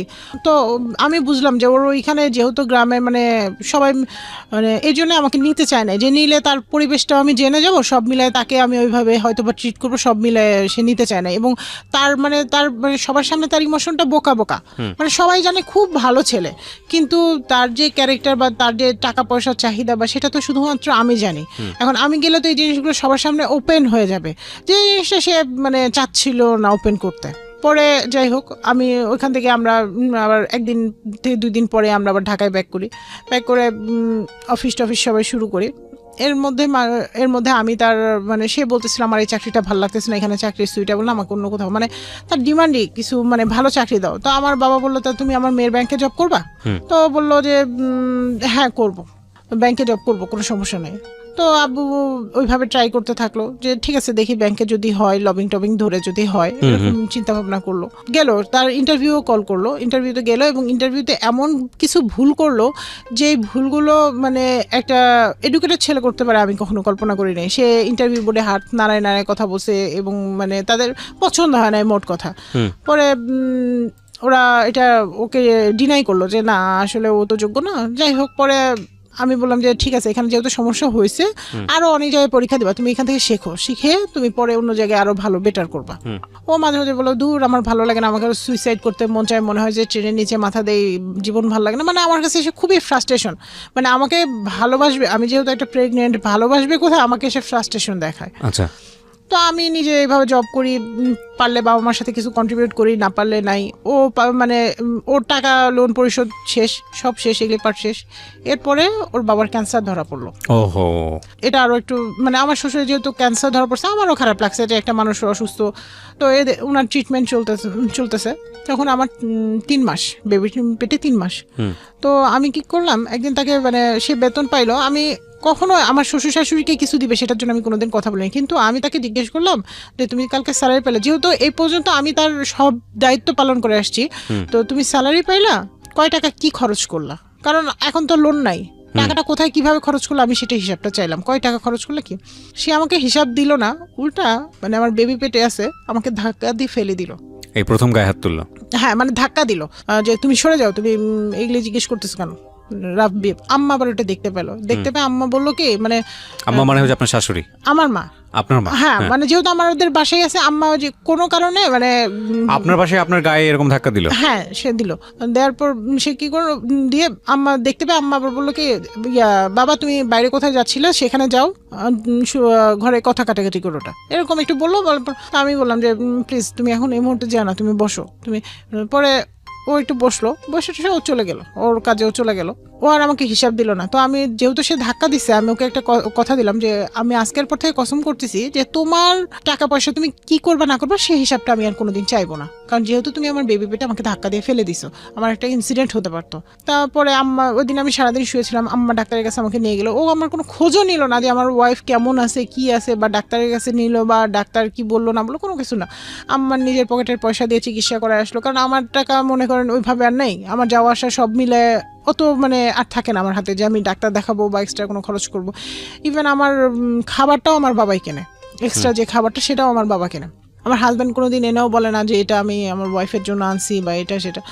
তো যাই হোক, এরপরে 1 মাস পরে আর 1 মাস পরে, ওটা ছিল মার্চ মাসে, সে কী করলো আমার সাথে ফোনে আমি ফোন দিছি যে কখন কি অবস্থা, বাসায় কখন আসবে। ফোনে আমাকে এত নোংরা ভাষায় গালাগালি করলো, আর তোর বাসায় আমি যাবো না, আমার এভাবে বলতে তোর বাসায় আমি যাবো না তুই। আর ওর মুখের ভাষাটা খুবই জঘন্য খারাপ ছিল, যে গ্রামের ছেলেরা যেরকম আর কি জঘন্য ভাষায় গেলে সেইগুলোই করতো। আম্মা ও বাসায় গেছে, আম্মা ফোন দিছে যে ও এরকম বাসায় আসছে, তো এটা আমাকে জানাই দিল যাতে আমি টেনশন না করি। আমি বাসায় আসার পরে সে আমার সাথে শুরু করলো, তা আম্মা আবার এসে বুঝাইলো, অনেক বুঝাইলো, দুজনকেই বুঝাইলো যে দেখো তোমরা তো জেনে বুঝে বিয়ে করছো, তোমাদের তো কেউ জোর করে বিয়ে দেয় নাই, আর কেউ ইয়াও করে নাই, ফোর্সও করে নাই। আর ওর যে সিচুয়েশন, সেই সিচুয়েশনে যদি তোমরা এরকম ইয়া করো, তো যাই হোক বুঝাইছে। পরের দিন কি করলো, ও সকালবেলা উঠেই ওর ব্যাগপত্র এবং ওর সার্টিফিকেট, ওর টাকা পয়সা আর ওর কাপড় চোপড় সবসময় আব্বা ইস্ত্রি করে নিয়ে আসতো, আব্বার কাপড়ের সাথে আব্বা, ও কোনোদিন একদিনও নিজের কাপড় নিজে ইস্ত্রি করে নাই বা নিজে নিয়েও যায় নাই। আমাকে বললো যে আমার কাপড় চোপড় দাও, তা আম্মা বললো যে ও যে ইস্ত্রি করে আসছে, ব্যাগটা নিয়ে এসে আম্মা আবার বের করে সুন্দর মতো ইস্ত্রি করার কাপড়গুলো দিয়ে দিল, যে ওর কাপড় ও চাচ্ছে, ও নিয়ে হয়তো বা আমাকে বলতেছে আমি ইন্টারভিউ দিতে যাবো একটা, ওইখানে আমার গাজীপুর যাবো, আমি 2 দিন পরে আসবো, এটা বলতেছে। আমি বিশ্বাস করে আমি বললাম যে ঠিক আছে, আমার শ্বশুরকে আমি জানাই দিলাম। ও বাসা থেকে বের হয়ে গেল, যার পর আমার শ্বশুরকে বললাম, বলার পর বলে আচ্ছা ঠিক আছে। ও কি করলো, ও গাজীপুর গেল না, ইন্টারভিউ দিতে গেল না, ও ভাইয়ের বাসায় গেল। ভাইয়ের বাসায় যে বসে আছে, বসে থেকে আমাকে ফোন দিছে, বলছে যে তোমার বাসায় আমি আর যাবো না, যদি যাই তো তোমার বাবা মা আমাকে একটা মোটরসাইকেলের 2 লাখ টাকা দেবে। মোটরসাইকেল দিবে সেটা আলাদা বিষয়, কিন্তু মোটরসাইকেলের জন্য 2 লাখ টাকা দিবে এটা কেমন বিষয়? আমার তো 50,000 টাকা দিলেও মোটরসাইকেল কিনতে পাওয়া যায়, যদি এতই মোটরসাইকেল আমাদের দরকার হয়। আর আমাদের তো মোটরসাইকেলের দরকার নাই, আমি মোটরসাইকেল দিয়ে কি করবো যেখানে আমরা ইয়ে করতে পারতেছি না। না মানে তার শর্তই এটা, মোটরসাইকেল দিতে হবে এখন, মানে মোট কথা হলে টাকার দরকার তার। তখন আমার মা দেখলো যে মেয়েটা তো খুব খারাপ অবস্থা। এদিকে আমার শ্বশুর শাশুড়ির সাথে কিন্তু আমি কন্টিনিউস ঘন্টার পর ঘন্টা ফোন দিচ্ছি যে মা আপনার ছেলেকে বোঝান, আসতে বলেন, বাসায় আসতে বলেন, এইরকম অবস্থা, আমার শরীরে একটা ক্ষতি হয়ে গেলে তখন কে রেসপন্সিবিলিটি নেবে? সে বাসায় আসলো না, ইভেন আব্বার হাতে ফোন দিলে আব্বার ফোনও ধরলো না। পরের দিন সে আমাকে ফোন দিয়ে বলতেছে যে ঠিক আছে, আমার শ্বশুরও বলছে, আগে আমার শ্বশুর শাশুড়ি বলছে, আমার ফোন রাতে আব্বা অফ করে দিছে, যে এত কথা বলে এত লোড নিলে আমার মেয়েটা তো বাঁচবে না, কারণ একটা অ্যাক্সিডেন্ট হইলে তো দুইটাই যাবে। তো পরে আর ওই সময় আমার এমন মানে অস্থির লাগতো, মানে আমি নিজেও স্থির থাকতে পারতাম না, মানসিক একটা প্রেশার। সকালবেলা আমার শ্বশুর আম্মার মোবাইলে ফোন দিল, আমার ফোন বন্ধ পেয়ে ফোন দিল, দিয়ে বলতেছে যে মা যাই হোক অনেক কিছু হয়েছে, তুমি একটু তোমার মারে নিয়ে বা তোমার বাবারে নিয়ে যাও, যাই আমার ছেলেরে নিয়ে আসো, ভাইয়ের বাসায় যে নিয়ে আসো, আমার ছেলে বোকা, বয়স নেই তো, আর শ্বশুরবাড়ি থেকে রাগ করে গেছে, লজ্জায় আসতে পারতেছে না। তো আব্বা বলে ঠিক আছে আসতে পারতেছেন, তাহলে তোমার ছোট ভাইরে পাঠাই, আমাদের যাওয়ার দরকার নেই, তোমার ছোট ভাইয়ের সাথে চলে আসবে, সে তার যদি এতই লজ্জা থাকে। তখন ও বলে যে ও আমাকে ফোনে বলতেছে যে দেখো তোমার ছোট ভাই আসলে আসবো না, তুমি আর তোমার মা অথবা তোমার বাবা যে কোনো একজন আসতে হবে। তো গেলাম আমি, আমার মা বললো যে ঠিক আছে যা হয় হবে, কি বলে সেটাই শুনি, যাই কি হয়েছে দেখি কি বলে, কারণ আমার মেয়ের জীবন আগে না আমার অন্য কিছু আগে। গেল, যাওয়ার পর সেইখানে যাওয়ার পর তার ভাবি তো অসংখ্য মানে উল্টাপাল্টা কথা শোনাইলো আমাদের, অনেক কথা যেটা মানে বলার মতো না।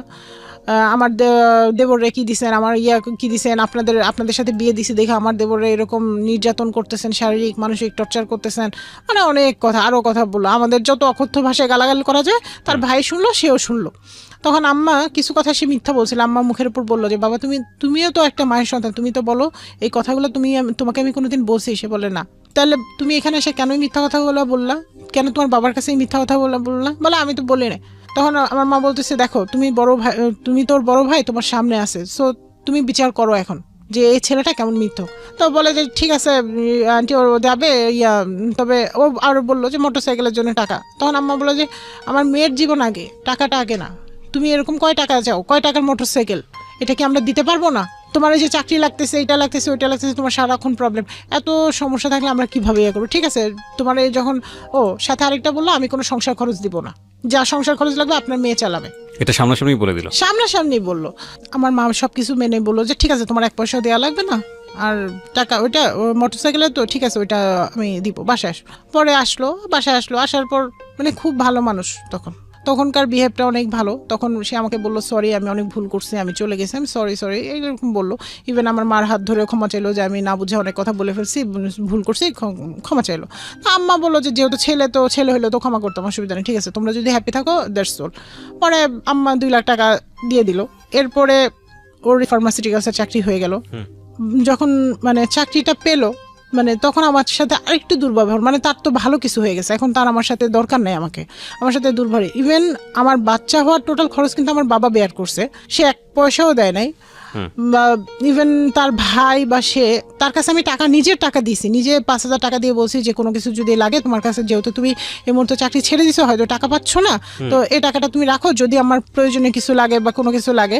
সে সেই টাকা দিয়ে কি করছে, সেই টাকা দিয়ে তার অফিস কলিগদের সাথে রেস্টুরেন্টে খাইছে, বাট আমার বাচ্চা বা আমার জন্য বা একটু মিষ্টিও নিয়ে আসে নাই, সেও না তার ভাইও না, কেউ না। That's very sad. হ্যাঁ, কেউ না। আমার এত খারাপ লাগলো। শুধু তাই না, আবার কি করলো সেদিন আপেল কিনে নিয়ে আসছে, নিয়ে এসে কেটে, যেহেতু প্রথম ছেলে আমার শাশুড়িকে আমি সাথে রাখছি, প্রথম থেকে আমার বাবা মা তাকে নিয়ে আসছে, ইভেন সে আমার সাথে হসপিটালে আসেও, সে একটা আপেল কাটছে, আপেল কেটে তার মাকে বলতেছে খাও, আমার বাবাকে বলতেছে খাও, কিন্তু আমার মাকে আমি ওখানে শুয়ে দেখতেছি, আমার মাকে একবারও বলতেছে না যে মা তুমি নাও। এগুলো খুব দুঃখজনক, মা তুমি নাও, এটা বলতেছে না। তো আমার মা নিজে থেকে সে যে ওই প্লেট থেকে একটা আপেলের টুকরো নিয়ে সে খেলো। তবে আমার এটা ভালো লাগছে যে আমার মা ওটা বুঝতে দেয় না, আমার মা বুঝছে হয়তো আমার মেয়েটা বুঝলে কষ্ট পাবে। তো এটা আমি একসময় আমার হাজব্যান্ডকে বলছিলাম, সে অস্বীকার করছিল, বলে না আমি সবাইকে বলছি।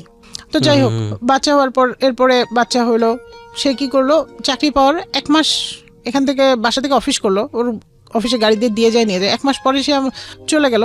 যাওয়ার পর বলতেছে যে শোনো, তুমি যদি আমার সাথে সংসার করতে, আমি আর ওইখানে যাব না, আমার ওইখানে সংসার করতে ভালো লাগে না, তুমি আমার সাথে সংসার করতে চাইলে গাজীপুর চলে আসো। আমি বললাম ঠিক আছে, আমি গাজীপুরে সংসার করবো, বাচ্চা নিয়ে আমি গাজীপুরে আসবো, তুমি ওইখানে বাসা নাও। ওর ওই যে কথায় কথায় ওর একটা ছিল যে আমি তোমার সাথে সংসার করবো না, আমি চলে যাবো, বাচ্চা হয়েছে কি, বাচ্চা দিয়ে তুমি আমি আটকাইতে পারবা, এটা বলতো। ও বললো আমি গাজীপুর বাসা না। আমি বললাম গাজীপুরেই আমি যাবো, আমি গাজীপুর, কারণ আমার তখন চাকরির শুরুর পর্যায়ে, মানে আমি পার্মানেন্ট না তখন। তো যার ফলে আমি এই চাকরি ছেড়ে দিলে আমার কোনো নেই, ওরকম না। যে আমার কথা হচ্ছে তুমি যদি স্বাবলম্বী হও তাহলে তোমার টাকায় আমি চলতে পারবো, আমার কোনো সমস্যা নাই। ও তখন বলতেছে, যখন দেখলো যে আমি বাসা নেওয়ার জন্য প্রেসারাইজ করতেছি, তখন বলে যে, তখন কয়েকদিন যাওয়ার পর বলতেছে ঠিক আছে এখানে বাসা নিলে বাচ্চা কে দেখবে। আমি বলি চাকরি ছেড়ে দিব, তোমার আর নইলে তুমি যাকে পারো তাকে দিয়ে বাচ্চা দেখায় মানুষ করবো, আমার তো একটা সমস্যা নেই। তো বলতেছে যে না ঠিক আছে, আব্বা বলছে বাসা নিতে না করছে, আব্বার চিকিৎসা অনেক খরচ, ঠিক আছে বাসা নিব না, ওইখানেই থাকে, আমি আসতেছি। এই বলে সে আসলো। আসার পরে সে তার মানে যা বেতন পাইলো সেটা নিয়ে আসলো। নিয়ে আসার পরে সে বলতেছে যে আমাদের মা ছেলেকে কিছু শপিং করে দিল, দিয়ে সে সব টাকা নিয়ে বাড়ি চলে গেল। বললো কিছু টাকা বাড়ি আগেই পাঠাই দিছে, বলতেছে যে এই টাকা দিয়ে কোরবানি দিব। আমি বললাম যে ঠিক আছে, তাহলে আমি তো অসুস্থ, আমি যেতে পারছি না, তুমি ছেলে তুমি যাও, গত ঈদ আমার সাথে করছে, ঈদ তোমার বাবা আমার সাথে করো। তো ও বাড়ি চলে গেল। যাওয়ার পরে আমি আশা করতেছিলাম যে পরের দিন আমার হাজব্যান্ড যেহেতু কোরবানি দিচ্ছে সেখান থেকে আমার জন্য কিছু নিয়ে আসবে, অবশ্যই আমি এটা হকদার, আমার সন্তান এটার হকদার। সে সেটা নিয়ে তো আসলোই না, উল্টা আরো আমার সাথে দেখা যায় আমার মানে আমি বাসায় এসে আমি ঈদ করলাম কি না, কি খাইলাম, কোনো খোঁজই নেই। মানে সে বাড়ি গেছে তার মতো, আমি আমার মতো। আমার জন্য এটা সকালবেলাটা আমি ওয়েট করতেছিলাম যে আমার হাজব্যান্ড সকালবেলা ফোন করে বলবে যে ঈদ মোবারক, উঠে তুমি বাচ্চাকে রেডি করো, তুমি রেডি হও, মানে আমি এক্সপেক্ট করতেছিলাম। বাট এরকম কিছুই না। বিয়ের পর থেকে আমি অসংখ্যবার এগুলি নিয়ে বলছি যে দেখো তুমি তো কখনো আমাকে ফোন দাও না, খোঁজ নাও না, আমি কোথায় থাকলাম কি করলাম, তোমার এগুলি কোনো ব্যাপারই না। বলে চাকরি করা একটা শিক্ষিত এডুকেটেড মেয়েরে বিয়ে করছে, আমি কি কোনো বাচ্চারে বিয়ে করছি যে আমি সারাদিন ফোন করে করে খোঁজ নিব, এরকম বলতো। বলতাম বিয়ের আগে এত ফোন এত SMS, এখন বিয়ের পরে কিছুই নাই। বলে বিয়ের পরে এখন তো বউ হয়েছে, এখন তো আর তখন তো বিয়ে করার জন্য পটানো লাগছে, এই কথাটা আবার বলছে। সে কিছু নিয়ে আসলো না। পরে ঢাকায় আমার সাথে উল্টা আরো ফোনেই ঝগড়া হইলো কয়েকবার। ঝগড়া হওয়ার পর পরে সে ঢাকায় আসলো, বাসায় আসলো, আম্মার বাসায় আসলো, আমাদের সাথে আসলো, দেখা করলো। করার পর সে বলতেছিল যে আমি তাকে বললাম যে দেখো এটা কি আমি কি একটুও দাবিদার না, আমি কি এই তোমার প্রথম টাকায় কোরবানি হচ্ছে, এটা কি আমি দাবিদার না, আমি কি একটু হকদার না, তুমি আমার জন্য তো নিয়ে আসতে পারতে। বলে আমি অফিসে গেছি, অফিস থেকে কিভাবে নিয়ে আসবো, ও ভাবি নিয়ে আসছে, ভাবি বলছিল ভাবি নিয়ে আসছে, আমি ভাবির বাসা থেকে নিয়ে আসবো। এই বলে সে ভাবির বাসা থেকে নিয়ে আসলো। পরে 2 থেকে 3 দিন পরে যে ভাবির বাসা থেকে ভাবিরটা নিয়ে আসলো আর কি, ভাবি নিয়ে আসছিল খাওয়ার জন্য বাসা, সেটা নিয়ে আসলো। তো যাই হোক নিয়ে আসছে, আমি আমার বাবা মার কাছে ওইভাবে প্রেজেন্ট না করে আমি বলতেছি যে আমার শাশুড়ি এটা পাঠাইছে তোমাদের জন্য, এইভাবে প্রেজেন্ট করছে। তো তার জানে না যে আমাদের ভেতরে এই যেগুলি থাকে এগুলি বিছাই দাও তাহলে বসতে পারবে। আমার বাবা মা সারা জার্নি করে আমাদের সাথে গেছে, কেউ শুতেও পারতেছে না, বসতেও পারতেছে না, আর আমি বাচ্চাটাকে নিয়ে শোয়াইতে পারতেছি না। পরে আমি পাশের বাসার এক প্রতিবেশীর ঘরে যেয়ে বাচ্চাটাকে নিয়ে কিছুক্ষণ শুয়েছিলাম, তখন আমার বাচ্চা হলো 6 মাসের। তো এটা নিয়ে আমাকে অনেক কথা শুনতে হয়েছে, তারা নিজেদের ঠিক না করে আমাকে অনেক কথা শোনাইছে যে এরকম। পরে আমি আমার শ্বশুর মারা যাওয়ার পর তার বাসার সব ফার্নিচার আমি কিনি, যে আমার সন্তানের জন্য আমার দরকার, কারণ ঈদে যাব আমি সবসময় যাব, আমার শ্বশুর নাই তো কি হয়েছে, ওইটা তো আমার বাসা। তো আমার শ্বশুর আবার মারা যাওয়ার আগে আমাকে কয়েকটা কথা বলছিল। আমার শ্বশুর খুবই ভালো একটা মানুষ ছিল। তো উনি আমাকে বলছিল যে মা আমার তো অত বেশি সম্পদ নাই, যা সম্পদ আছে তোমার তো বাবার অনেক আছে, সেটা দিয়ে তোমার আর আমার ছেলের তো সুন্দর চলে যাবে, কিন্তু আমার বড় ছেলে তো শ্বশুর বাড়ি থেকেও কিছু পায় নাই আর কিছু নাই, আমার এই সম্পদগুলো যদি আমি আমার বড় ছেলেকে দিয়ে যাই তোমার কোনো আপত্তি থাকবে, আমাকে এটা জিজ্ঞেস করছে। আমি বলছি যে আব্বা আপনার সব সম্পদ যদি আপনার সবাইকে দিয়ে যান, আমাকে যদি 1 ফোঁটা সম্পদও না দেন আমার কোনো আপত্তি নাই, শুধু আপনি আপনার দোয়াটা দিয়ে যাবেন, আমি পারবো, এই শহরে আমি প্রতিষ্ঠিত হতে পারবো। তো উনি বলে যে ঠিক আছে মা তোমার যখন আপত্তি নেই। তো উনি মৃত্যুর আগে ওনার সব সম্পদ বেশিরভাগ 99% সম্পদই তার বড় ছেলের নামে লিখে দিয়ে গেছে, আর 1% শুনি যে একটা মাটির ঘর নাকি তার নামে দিয়ে গেছে। তো আমার ওইটা নিয়ে কোনো হেডেক নেই, ইভেন আমার এখন বলতো ওইগুলি নিয়ে কোনো ভাবনা নেই। আমার শ্বশুরের অনুষ্ঠান হলে বড় করে সব হইলো, এর মাঝে আমার শাশুড়ি, আমি রেগুলার খোঁজ নেই যে মা আপনার কিছু লাগবে কিনা, কারণ আমার শ্বশুর থাকতে হয়তো যে জিনিসগুলো দিছে ছেলের কাছে লজ্জায় তো সেই কথাগুলো নাও বলতে পারে। তো আমি জিজ্ঞেস করি, আমি রেগুলার ফোন দিয়ে জিজ্ঞেস করি। তো একদিন কি করছে, সে আমাকে, আমি ফোন দিছি জিজ্ঞেস করতেছে, সে আমাকে এত উল্টাপাল্টা ভাষায় ফোনে গালাগালি করতেছে। এরপরে বাসায় এসে আমি আবার মা বাবার সাথে সবই মোটামুটি শেয়ার করি। আমি বলতেছি মা এরকম এরকম বলছে, ইয়ে হয়েছে। এটা নিয়ে এক পর্যায়ে আমি চিল্লাচিল্লি করে পরে আমার অজ্ঞান হয়ে যায়, সেন্সলেস হয়ে যায়। বাথরুমে ঢুকে সেন্সলেস হয়ে যায়। পরে আম্মা, যেহেতু আমি সেন্সলেস হয়েছি এই জন্য আম্মার মাথাটাও তখন আম্মা বলছে যে তোমার মা এগুলি বলছে, কেন বলছে, তোমাকে তো আমরা দিছি, কেন তুমিও বলবা, তোমার মাকেও দিয়ে বলবা, সবাই বলবা, তার মানে কি আমরা কি টাকার মেশিন? তোমার কাছে আমরা অন্য কিছুই না? আমরা মা বাবার এতটুকু সম্মান পাই না? ঠিক আছে, যদি এটাই হয় তাহলে তুমি এই মুহূর্তে তোমার বউ বাচ্চাকে নিয়ে বের হয়ে যাও। কিভাবে তুমি তোমার বউয়ের চাকরি করাবা, কিভাবে কি করবা সেটা তুমি জানো, আমি জানি না। এটা আমার মা ডাইরেক্ট বললো। তখন আমি ওর বোর কাপড়ে রেডি হলাম যে চলো আমি এক কাপড়ে বের হয়ে যাবো, তুমি কোথায় রাখবা রাখো, আমার চাকরির দরকার নেই। তো সে তখন আমার উল্টা বুঝাইল, আমার শ্বশুর আমাকে যাইতে বলছে যে আমি যাবো, কেন যাবো, আমি বাড়ির ছেলে তাই আমি যাবো না। গেল না, থাকলো। এরপরে আমি সেভারাল টাইম তাকে বলতেছি যে যেহেতু আমার শাশুড়ি গ্রামে একা থাকে, আমরা বাসা নেই পাশাপাশি, আমার মার বাসার পাশে বাসা নেই, বাসা নিলে আমার দেখা যাবে বাচ্চাটাকে মার কাছে সকালে রেখে গেলাম, বিকেলে নিয়ে গেলাম, অফিস থেকে ফেরার পথে নিয়ে গেলাম। সে বলতেছে না, আমি বাসা নিলে গাজীপুর নিবো, আমার মারে নিয়ে গাজীপুর বাসা নিব। আশ্চর্য, তোমার বউ চাকরি করে ঢাকায়, তুমি খালি গাজীপুর টানো গাজীপুর, মানে বউ বাচ্চার কোনো দায়িত্ব তার নেওয়ার কোনো ইচ্ছা নাই, নিতে বললেই মানে তার রাগারাগি উল্টাপাল্টা কথা। এভাবে চললো। ওই বলতেছে যে আমার এখান থেকে দূরে হয়, তুমি রামপুরের দিকে বাসা নাও। আমি বললাম যে খরচ কে দিবা? ও বলতেছে খরচ আমি দিতে পারবো না, তুমি দিবা, কারণ আমার এই যে টাকা পয়সা এগুলো যে বাবার অনুষ্ঠান করছে, এখানে অনেক প্রায় 1-1.5 লাখ টাকা খরচ গেছে, ভাইয়ের থেকে লোন করে নিছি, এগুলো ভাইকে দিতে হচ্ছে। তারপরে আরো অনেক কিছু বলে মানে সে নাকি তার টাকা ভাইকেই দিতে হয় শুনে। তো যাই হোক, এগুলো তো শুনলাম। শোনার পরে আমি ওখান থেকে ব্যাক করে আমি বাসা দেখলাম, বাসা দেখে রামপুরা বাসাও নিলাম। নেওয়ার পরে রামপুরা বাসা নেওয়ার পরে সে আরও আসে না, বাসায় আরও আসে না। কিরে, তোমার জন্য আমি বাসা আগায় নিলাম, তুমি বাসায় আসো না, কেন আসো না? বলে আমার অফিসের অনেক কাজ। এর মধ্যে কি করলো সে, আমি ফোন দিয়ে সে আমার ফোন নাম্বারটা ব্লক করে রেখে দিছে, অন্য ফোন দিয়ে সেটাও ব্লক। সুতরাং আমি পারতেছি না কোনো মানে ওকে ট্রেস করতে। তো আমি ওর অফিসের কলিগের সাথে যোগাযোগ করে ওর সম্বন্ধে ইনফরমেশনটা নেই যে ও অফিসে না কি ব্যাপার কি। এতেও আরও ক্ষিপ্ত হয় আমার বাবাকে ফোন দেয়, বলে আপনার মেয়ে এই সেই, মানে দুনিয়ার কথা, নোংরা ভাষায় গালাঙ্গি। এটা তো এমনি তো রেগুলার চলতো, আর সেটা সেদিন থেকে আরো বেড়ে গেল। আমার বাবাকে বললাম ওর ভাইকে সহ ডাকো, ওর ভাই সহ আসলো। আসার পর সে এমন মানে আমার বাবা মার সাথে সামনেই এমন নোংরা কথা বলতেছে, মানে যা বলার মানে বাহিরে। সে বলতেছে, তুই আমার মাকে বলতেছে, তুই আমার মা না, তুই কি আমার মা? তুই কেন বলিস বাড়িঘর করার কথা? আমার ছেলে রাস্তায় থাকবে, তোর সমস্যা কি? এরকম ভাষা। তার ভাইও কিছু বলতেছে না। এখন আমার বাবা উল্টা বিরক্ত হয়ে আমার গালেই 2টা চড় দিছে। ওরা না শাসন করে আমারই চড় দিছে, যে কারণ আমার বাবার কেন চড় দিছে আমি বুঝছি, যে আজকের এই বেয়াদবিটা আমার জন্যই সে সাহস পাইছে। কেন সাহস পাইছে? তাকে বিয়ে তো আমিই করছি, আমার ফ্যামিলি তো বলছে যে এই মানে এই ছেলেকে করো না, সমস্যা আছে। তো যাই হোক, পরে আব্বা বললো যে তোমরা আলাদা বাসা নিবা, আমি আর তোমাদের লাইবিলিটিস নিবো না, তোমরা আলাদা বাসা নিয়ে তোমরা কিভাবে ভালো থাকবে থাকো। ভালো কথা। এখন তোর মাথায় বোঝা একটা পড়লো যে আলাদা বাসা নিতে হবে। দেন সে কি করলো, বললো যে আচ্ছা ঠিক আছে আলাদা বাসা নিবো, আমরা আলাদা বাসা নিবো। ওর ভাই আবার বুঝাইলো, আঙ্কেল রাখেন, ও তো মাথা গরম। তো বলে যে বাবা আমি রাখতে তো আমি এত কিছু শুনতে পারবো না, এত সমস্যা এত কিছু, তা ওরা ওদের মতো ভালো থাকলে থাকুক, এটা বললো। বলার পরে এগলি গেল। এরপরে আসলো, ওইটা ছিল, ও কি করলো, একদম ওই ঝগড়া করে ব্যাগ গুছাই নিয়ে একবারে হোস্টেলে যেয়ে উঠলো। ওর বসের কাছে আমি ফোন দিলাম, দিয়ে বললাম যে স্যার এই ব্যাপার দেখেন তো, ওকে একটু বুঝাইতে পারেন কিনা। তো বলতেছে যে আচ্ছা ঠিক আছে তোমরা আলাদা বাসা নাও। উনি আবার পরামর্শ দিল যে তোমরা আলাদা বাসা নাও, নিলে দেখবা সব ঠিক হয়ে গেছে। তা আমিও চিন্তা করলাম যে আলাদা বাসাই নেই। বাসায় পরে স্যার বোঝানোর পরও বাসায় আসলো। আসার পর 2-1 দিন আমার সাথে খুব মানে ভালোই ব্যবহারটা খারাপ না। তখন আমি বললাম যে তোমার জন্য একটা নিউজ আছে। বলতেছে কি? আমি বলি যে সম্ভবত আমি প্রেগনেন্ট, এটা বলছে। বলার পরে ঠিক আছে তাহলে বাচ্চা নেই। এরপরে একদিন কি করছে, আমার পাশে শুয়ে আছে, সে শুয়ে থেকে অন্য মেয়ের সাথে মেসেজিং করতেছে। সেটা আমি সকালবেলা তার মোবাইল করে ট্রেস করে ধরতে পারি। মেসেজিংয়ে লেখা তুমি খুব দেখতে কিউটি, তারপরে মানে সে আমার কাছ থেকে তো যা পাওয়ার পাইছে, এখন সে অন্য মেয়েদের ইমপ্রেস করার চেষ্টা করতেছে, যদি আবার অন্য কোনো নতুন মেয়ে এখন পটাইতে এসে পারে। তো পরে এই মেসেজটা আমার সকালবেলা আমি মেসেজটা ধরে ফেলছি এবং মেসেজের স্ক্রিনশটগুলো নিয়ে আমার মোবাইলে আমি ট্রান্সফার করে নিছি। এটা নিয়ে দুজনের মধ্যে তুমুল ঝগড়ার পরে ও বাসা থেকে বের হয়ে গেছে। তোমার সাথে আর থাকবে না, তোমাকে আমি ডিভোর্স দেবো। তুমি আমাকে কিচ্ছু দাও নেই, সারা জীবন খালি জ্বালাইছো, আর তোমাকে আমি ডিভোর্স দেবো। এরপর অফিসে চলে যায়, ওই হোস্টেলেই থাকে। আমি যোগাযোগ করলে আমার সাথে যোগাযোগও করে না। পরে সে বলে কি যে শোনো, এদিকে আমাকে কন্টিনিউস ডিভোর্সের থ্রেট দিয়ে যাচ্ছে, যে তোমার সাথে আমাকে এত অসংখ্য মেসেজ পাঠাইছে, আমি আর লোড নিতে পারতেছি না, আমি অসুস্থ, এই অবস্থা, মানে সবেমাত্র একটা কনসেপ্ট, মানে ওর চিন্তা ভাবনায় যে এমন কিছু হোক যাতে মা মেয়ে দুজনেই শেষ হয়ে যায়, মা এবং পেটের বাচ্চা সেটা দুজনেই শেষ হয়ে যায়। তো পরে এখান থেকে বের হলাম।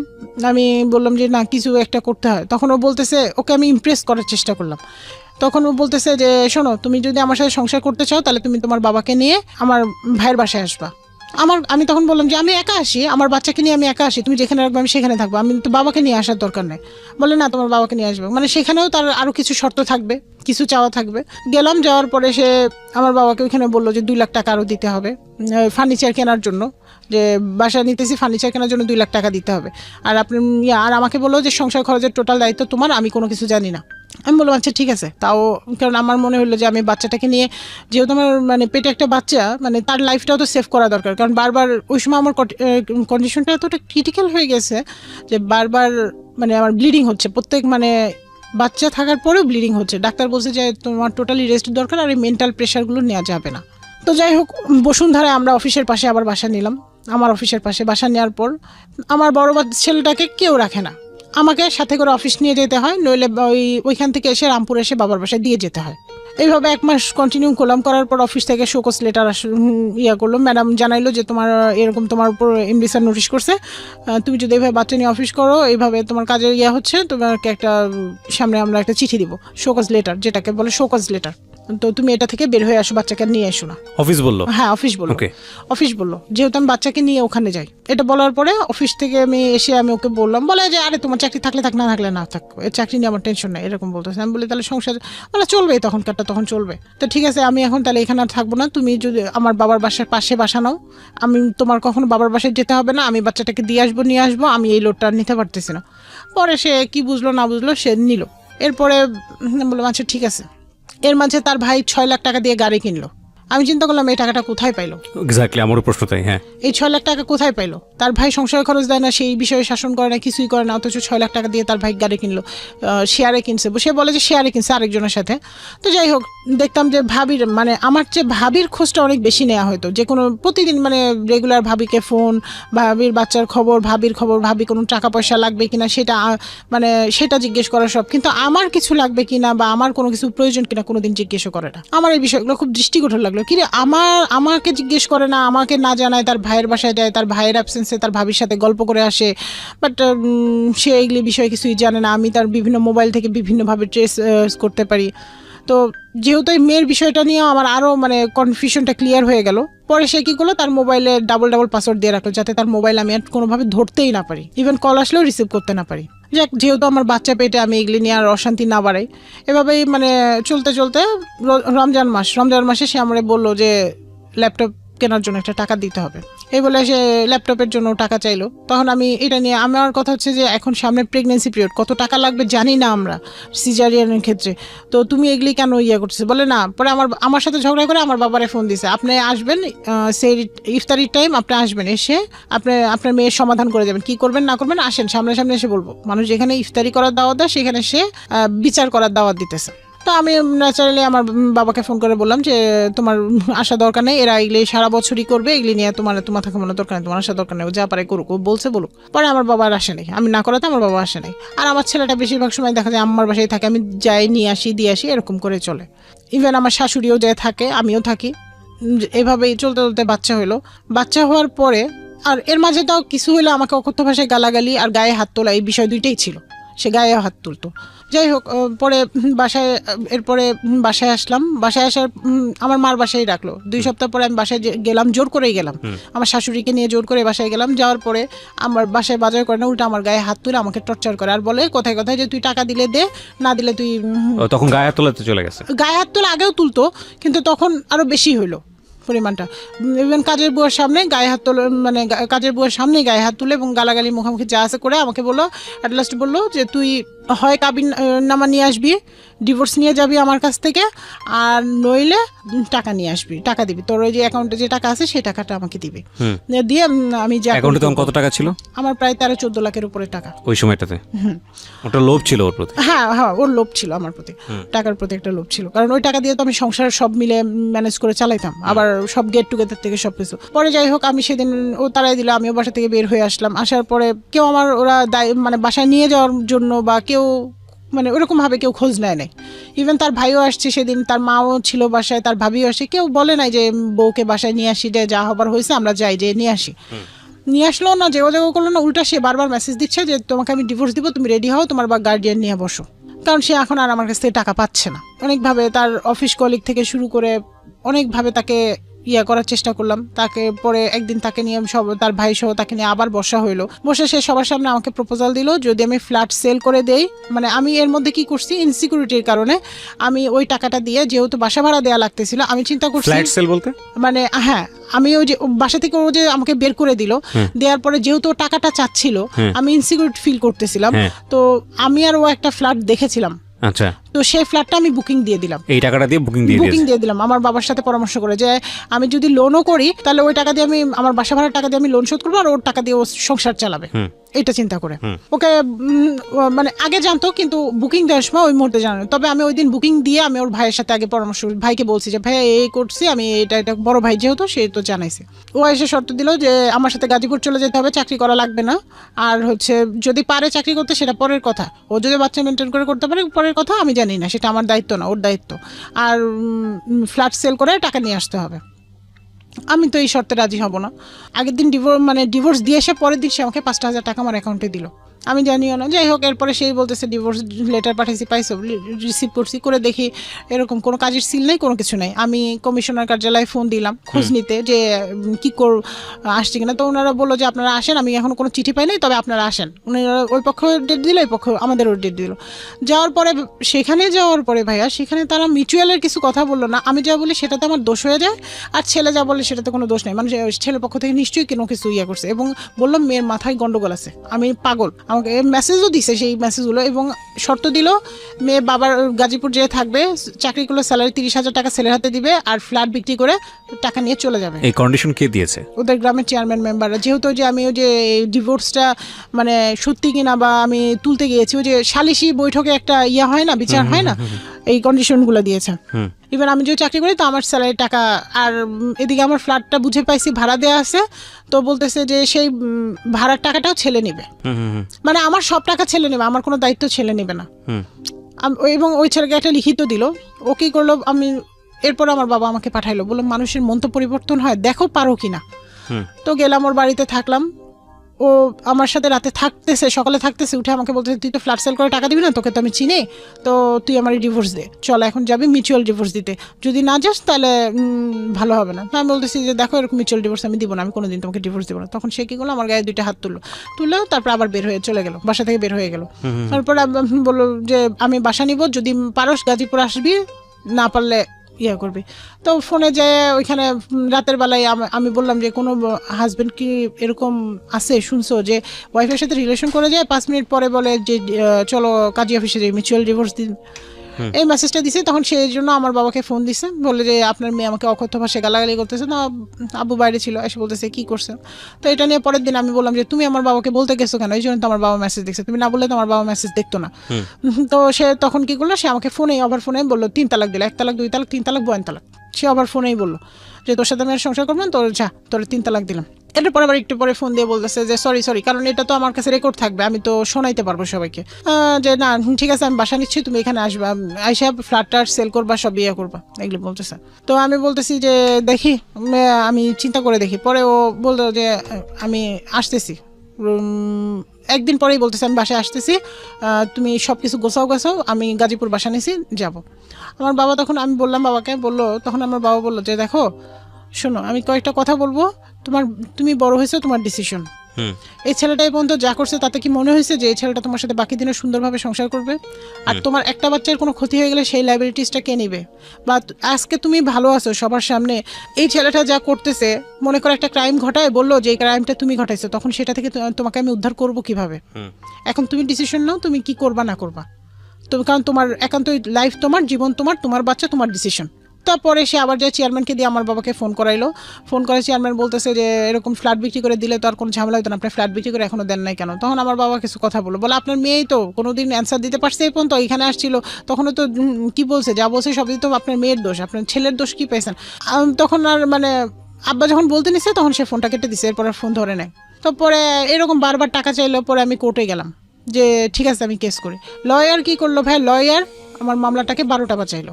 মানে সে ওই পক্ষ থেকে টাকা খাইলো, খেয়ে টাকা নিশ্চিত খাইছে, নইলে মানে সে এমনভাবে, আমি তো তাকে সব খুলে বলছি, সে জানে, সে মামলাটাকে এমনভাবে প্রেজেন্ট মানে তৈরি করলো যে মামলাটাকে সাক্ষী দিল ওটা আমাকে জেলে ঢুকতে হবে। তো যাই হোক, মামলা 12টা পরে আমি মামলাটা তুলে নিলাম। আর এর মধ্যে সে ডিভোর্স লেটার পাঠাইলো, আমি রিসিভ করি নাই। আমার হাজব্যান্ড মেসেজ দিয়ে বলতেছে, ফোনে কখনো কথা বলে না, মেসেজ দিয়ে বলতেছে। তখন আমি বলতেছি যে দেখেন আমি এখন ভরণ পোষণ মামলা করছি। তখন আমি এই মামলাটা যেহেতু এরকম করছে লয়ার, আমি বুঝতে পারি আমি ভরণ পোষণ মামলা আরেকজনের লয়ারের কাছে ভরণ পোষণ মামলা করে দিই। কারণ এটা আমাকে থানা থেকেই বলছিল যে আপনি যে 1 মাস দেখবেন, দেখে যদি না পারেন তখন ভরণ পোষণ মামলাটা আপনি করবেন, তারপরে ওখান থেকেই আপনি এটা করবেন। কারণ আমরা তো সবভাবে ট্রাই করছি তাকে, সে তো ভালো হওয়ার হইলে তো এরকম করতো না। তার অফিস জানে, সবাই জানে, ইভেন কেউ বাকি নাই যে তারপরে সে এই করতেছে, টাকা দেয় না। তো যাই হোক ভাই, সেই মুহূর্তে আমি খুব রাফ অ্যান্ড টাফ সিচুয়েশন পার করি, যখন আমার পকেটে মনে করেন টাকা থাকে না, আমার বাচ্চা দুধ কিনতে পারি না, দুধের পরিবর্তে আমি ভাতের মার খাওয়াইছি 2 মাসের শিশুকে। কারণ আমার ব্রেস্ট ফিডিং করবে, আমার কাছ থেকে ওইভাবে পাচ্ছে না, কারণ আমি মানসিক একটা ভুগতেছি, প্লাস হাই প্রেশার ছিলই। বাচ্চা হওয়ার সময় অনেক হাই প্রেশার ছিল, ডাক্তার নিষেধই করছে যে এত প্রেশার একে বেশি আর লোড দিয়েন না, কিন্তু তারপর গড গিফটেড আমি ভালো আছি। এইভাবে চলতে চলতে আল্লাহর রহমতে আমি আবার চাকরিতে জয়েন করলাম। 6 মাস চলে গেল, চাকরিতে জয়েন করার পর ব্যাংক থেকে ভাইয়া লোন পাস হইলো, আবার লোন পাস হলো। প্রথমবার যে লোনটা আটকাই গেছিল, পাস হয় নাই, আমি ফ্ল্যাট কেনার জন্য চেষ্টা করছিলাম, আটকাই গেছিলো, সেই লোনটা আবার পাস হইলো। পাস হওয়ার পর আমি আমার ফ্ল্যাটটা রেজিস্ট্রি করে নিলাম, নেওয়ার পরে এখন আমি আমার ফ্ল্যাটে উঠে গেছি। আজকের এই গল্পের একটা ভয়ানক শিক্ষণীয় বিষয় আছে, আপনাকে আমি কোশ্চনটা করি, তাহলে শিক্ষণীয় বিষয়টা কি সেটা বুঝে যাবে। সেটা হলো যে এই যে আপনি দুটো সংসার আপনার হলো না, বা আপনার সামহাও ব্যাটে বলে হয়নি দুপক্ষ থেকে, কিন্তু তারপর আপনি সুখে আছেন, কেন বলেন তো? মূল কারণটা হচ্ছে আমার solvency. Exactly, that is my, আমি আজকে সচ্ছল। আমি আজকে সবাইকে একটা জিনিস বলতে চাই যে যার জীবনে যাই হোক, আমি এখনো আমার নিজের ড্রেসটা আমি নিজে তৈরি করি। আমার মা আমাকে ওটা শিখাইছে, যদি তোমাকে লেখাপড়া করাইতে না পারতাম বা কোনো কিছু না পারতাম, তুমি এই যে দর্জির কাজ করেও যাতে তুমি নিজের পেটটা চালাতে পারতে। আমি সেটাই বলতে চাচ্ছি যে আজকে যারা শুনছেন স্টোরিটা আমরা খুব ইলাবোরেট করিনি। আমি রিকোয়েস্ট করতে চাই, পরিবারের সন্তান ছেলে হোক কিংবা মেয়ে হোক, বাবা মায়ের প্রথম এবং প্রধান দায়িত্ব হচ্ছে ছেলে মেয়েকে শিক্ষিত করা, যতটুকু পর্যন্ত শিক্ষিত করলে সে তার নিজের কর্মসংস্থানের ব্যবস্থা করতে পারে। সে চাকরি করুক না, নিজে উদ্যোক্তা হোক বা যেটাই হোক না কেন, যদি সেটা না হয়, সে যদি অন্যের ওপর নির্ভর করে, তাহলে এই শিক্ষার আসলে কোনো ভ্যালু থাকে না এবং এটা তার জীবনে আসলে কোনো কাজে লাগে না, এবং ভয়ঙ্কর রকমভাবে ওনার জীবন অন্যদিকে চলে যেতে পারতো। শুধুমাত্র উনি ওনার লেখাপড়া কোনোভাবেই স্যাক্রিফাইস করেননি এবং জব কোনোভাবে স্যাক্রিফাইস করেননি, যে কারণে আজকে উনি যত কষ্টই থাকবে না কেন, প্রত্যেকটা মানুষের জীবনে আছে, উনি আজকে নিজের পায়ে দাঁড়িয়ে যত সংকীর্ণ অবস্থায় হোক না কেন, উনি হাসতে পারেন। উনি মনে করতে পারেন না দিস ইজ মাই হোম, আমি পয়সা ইনকাম করি, আমি আমার সন্তানের মুখে হাসি ফোটানোর জন্য এটা করতে পারি। সিঙ্গেল মাদার হোক আর যেটাই হোক না কেন, সামাজিক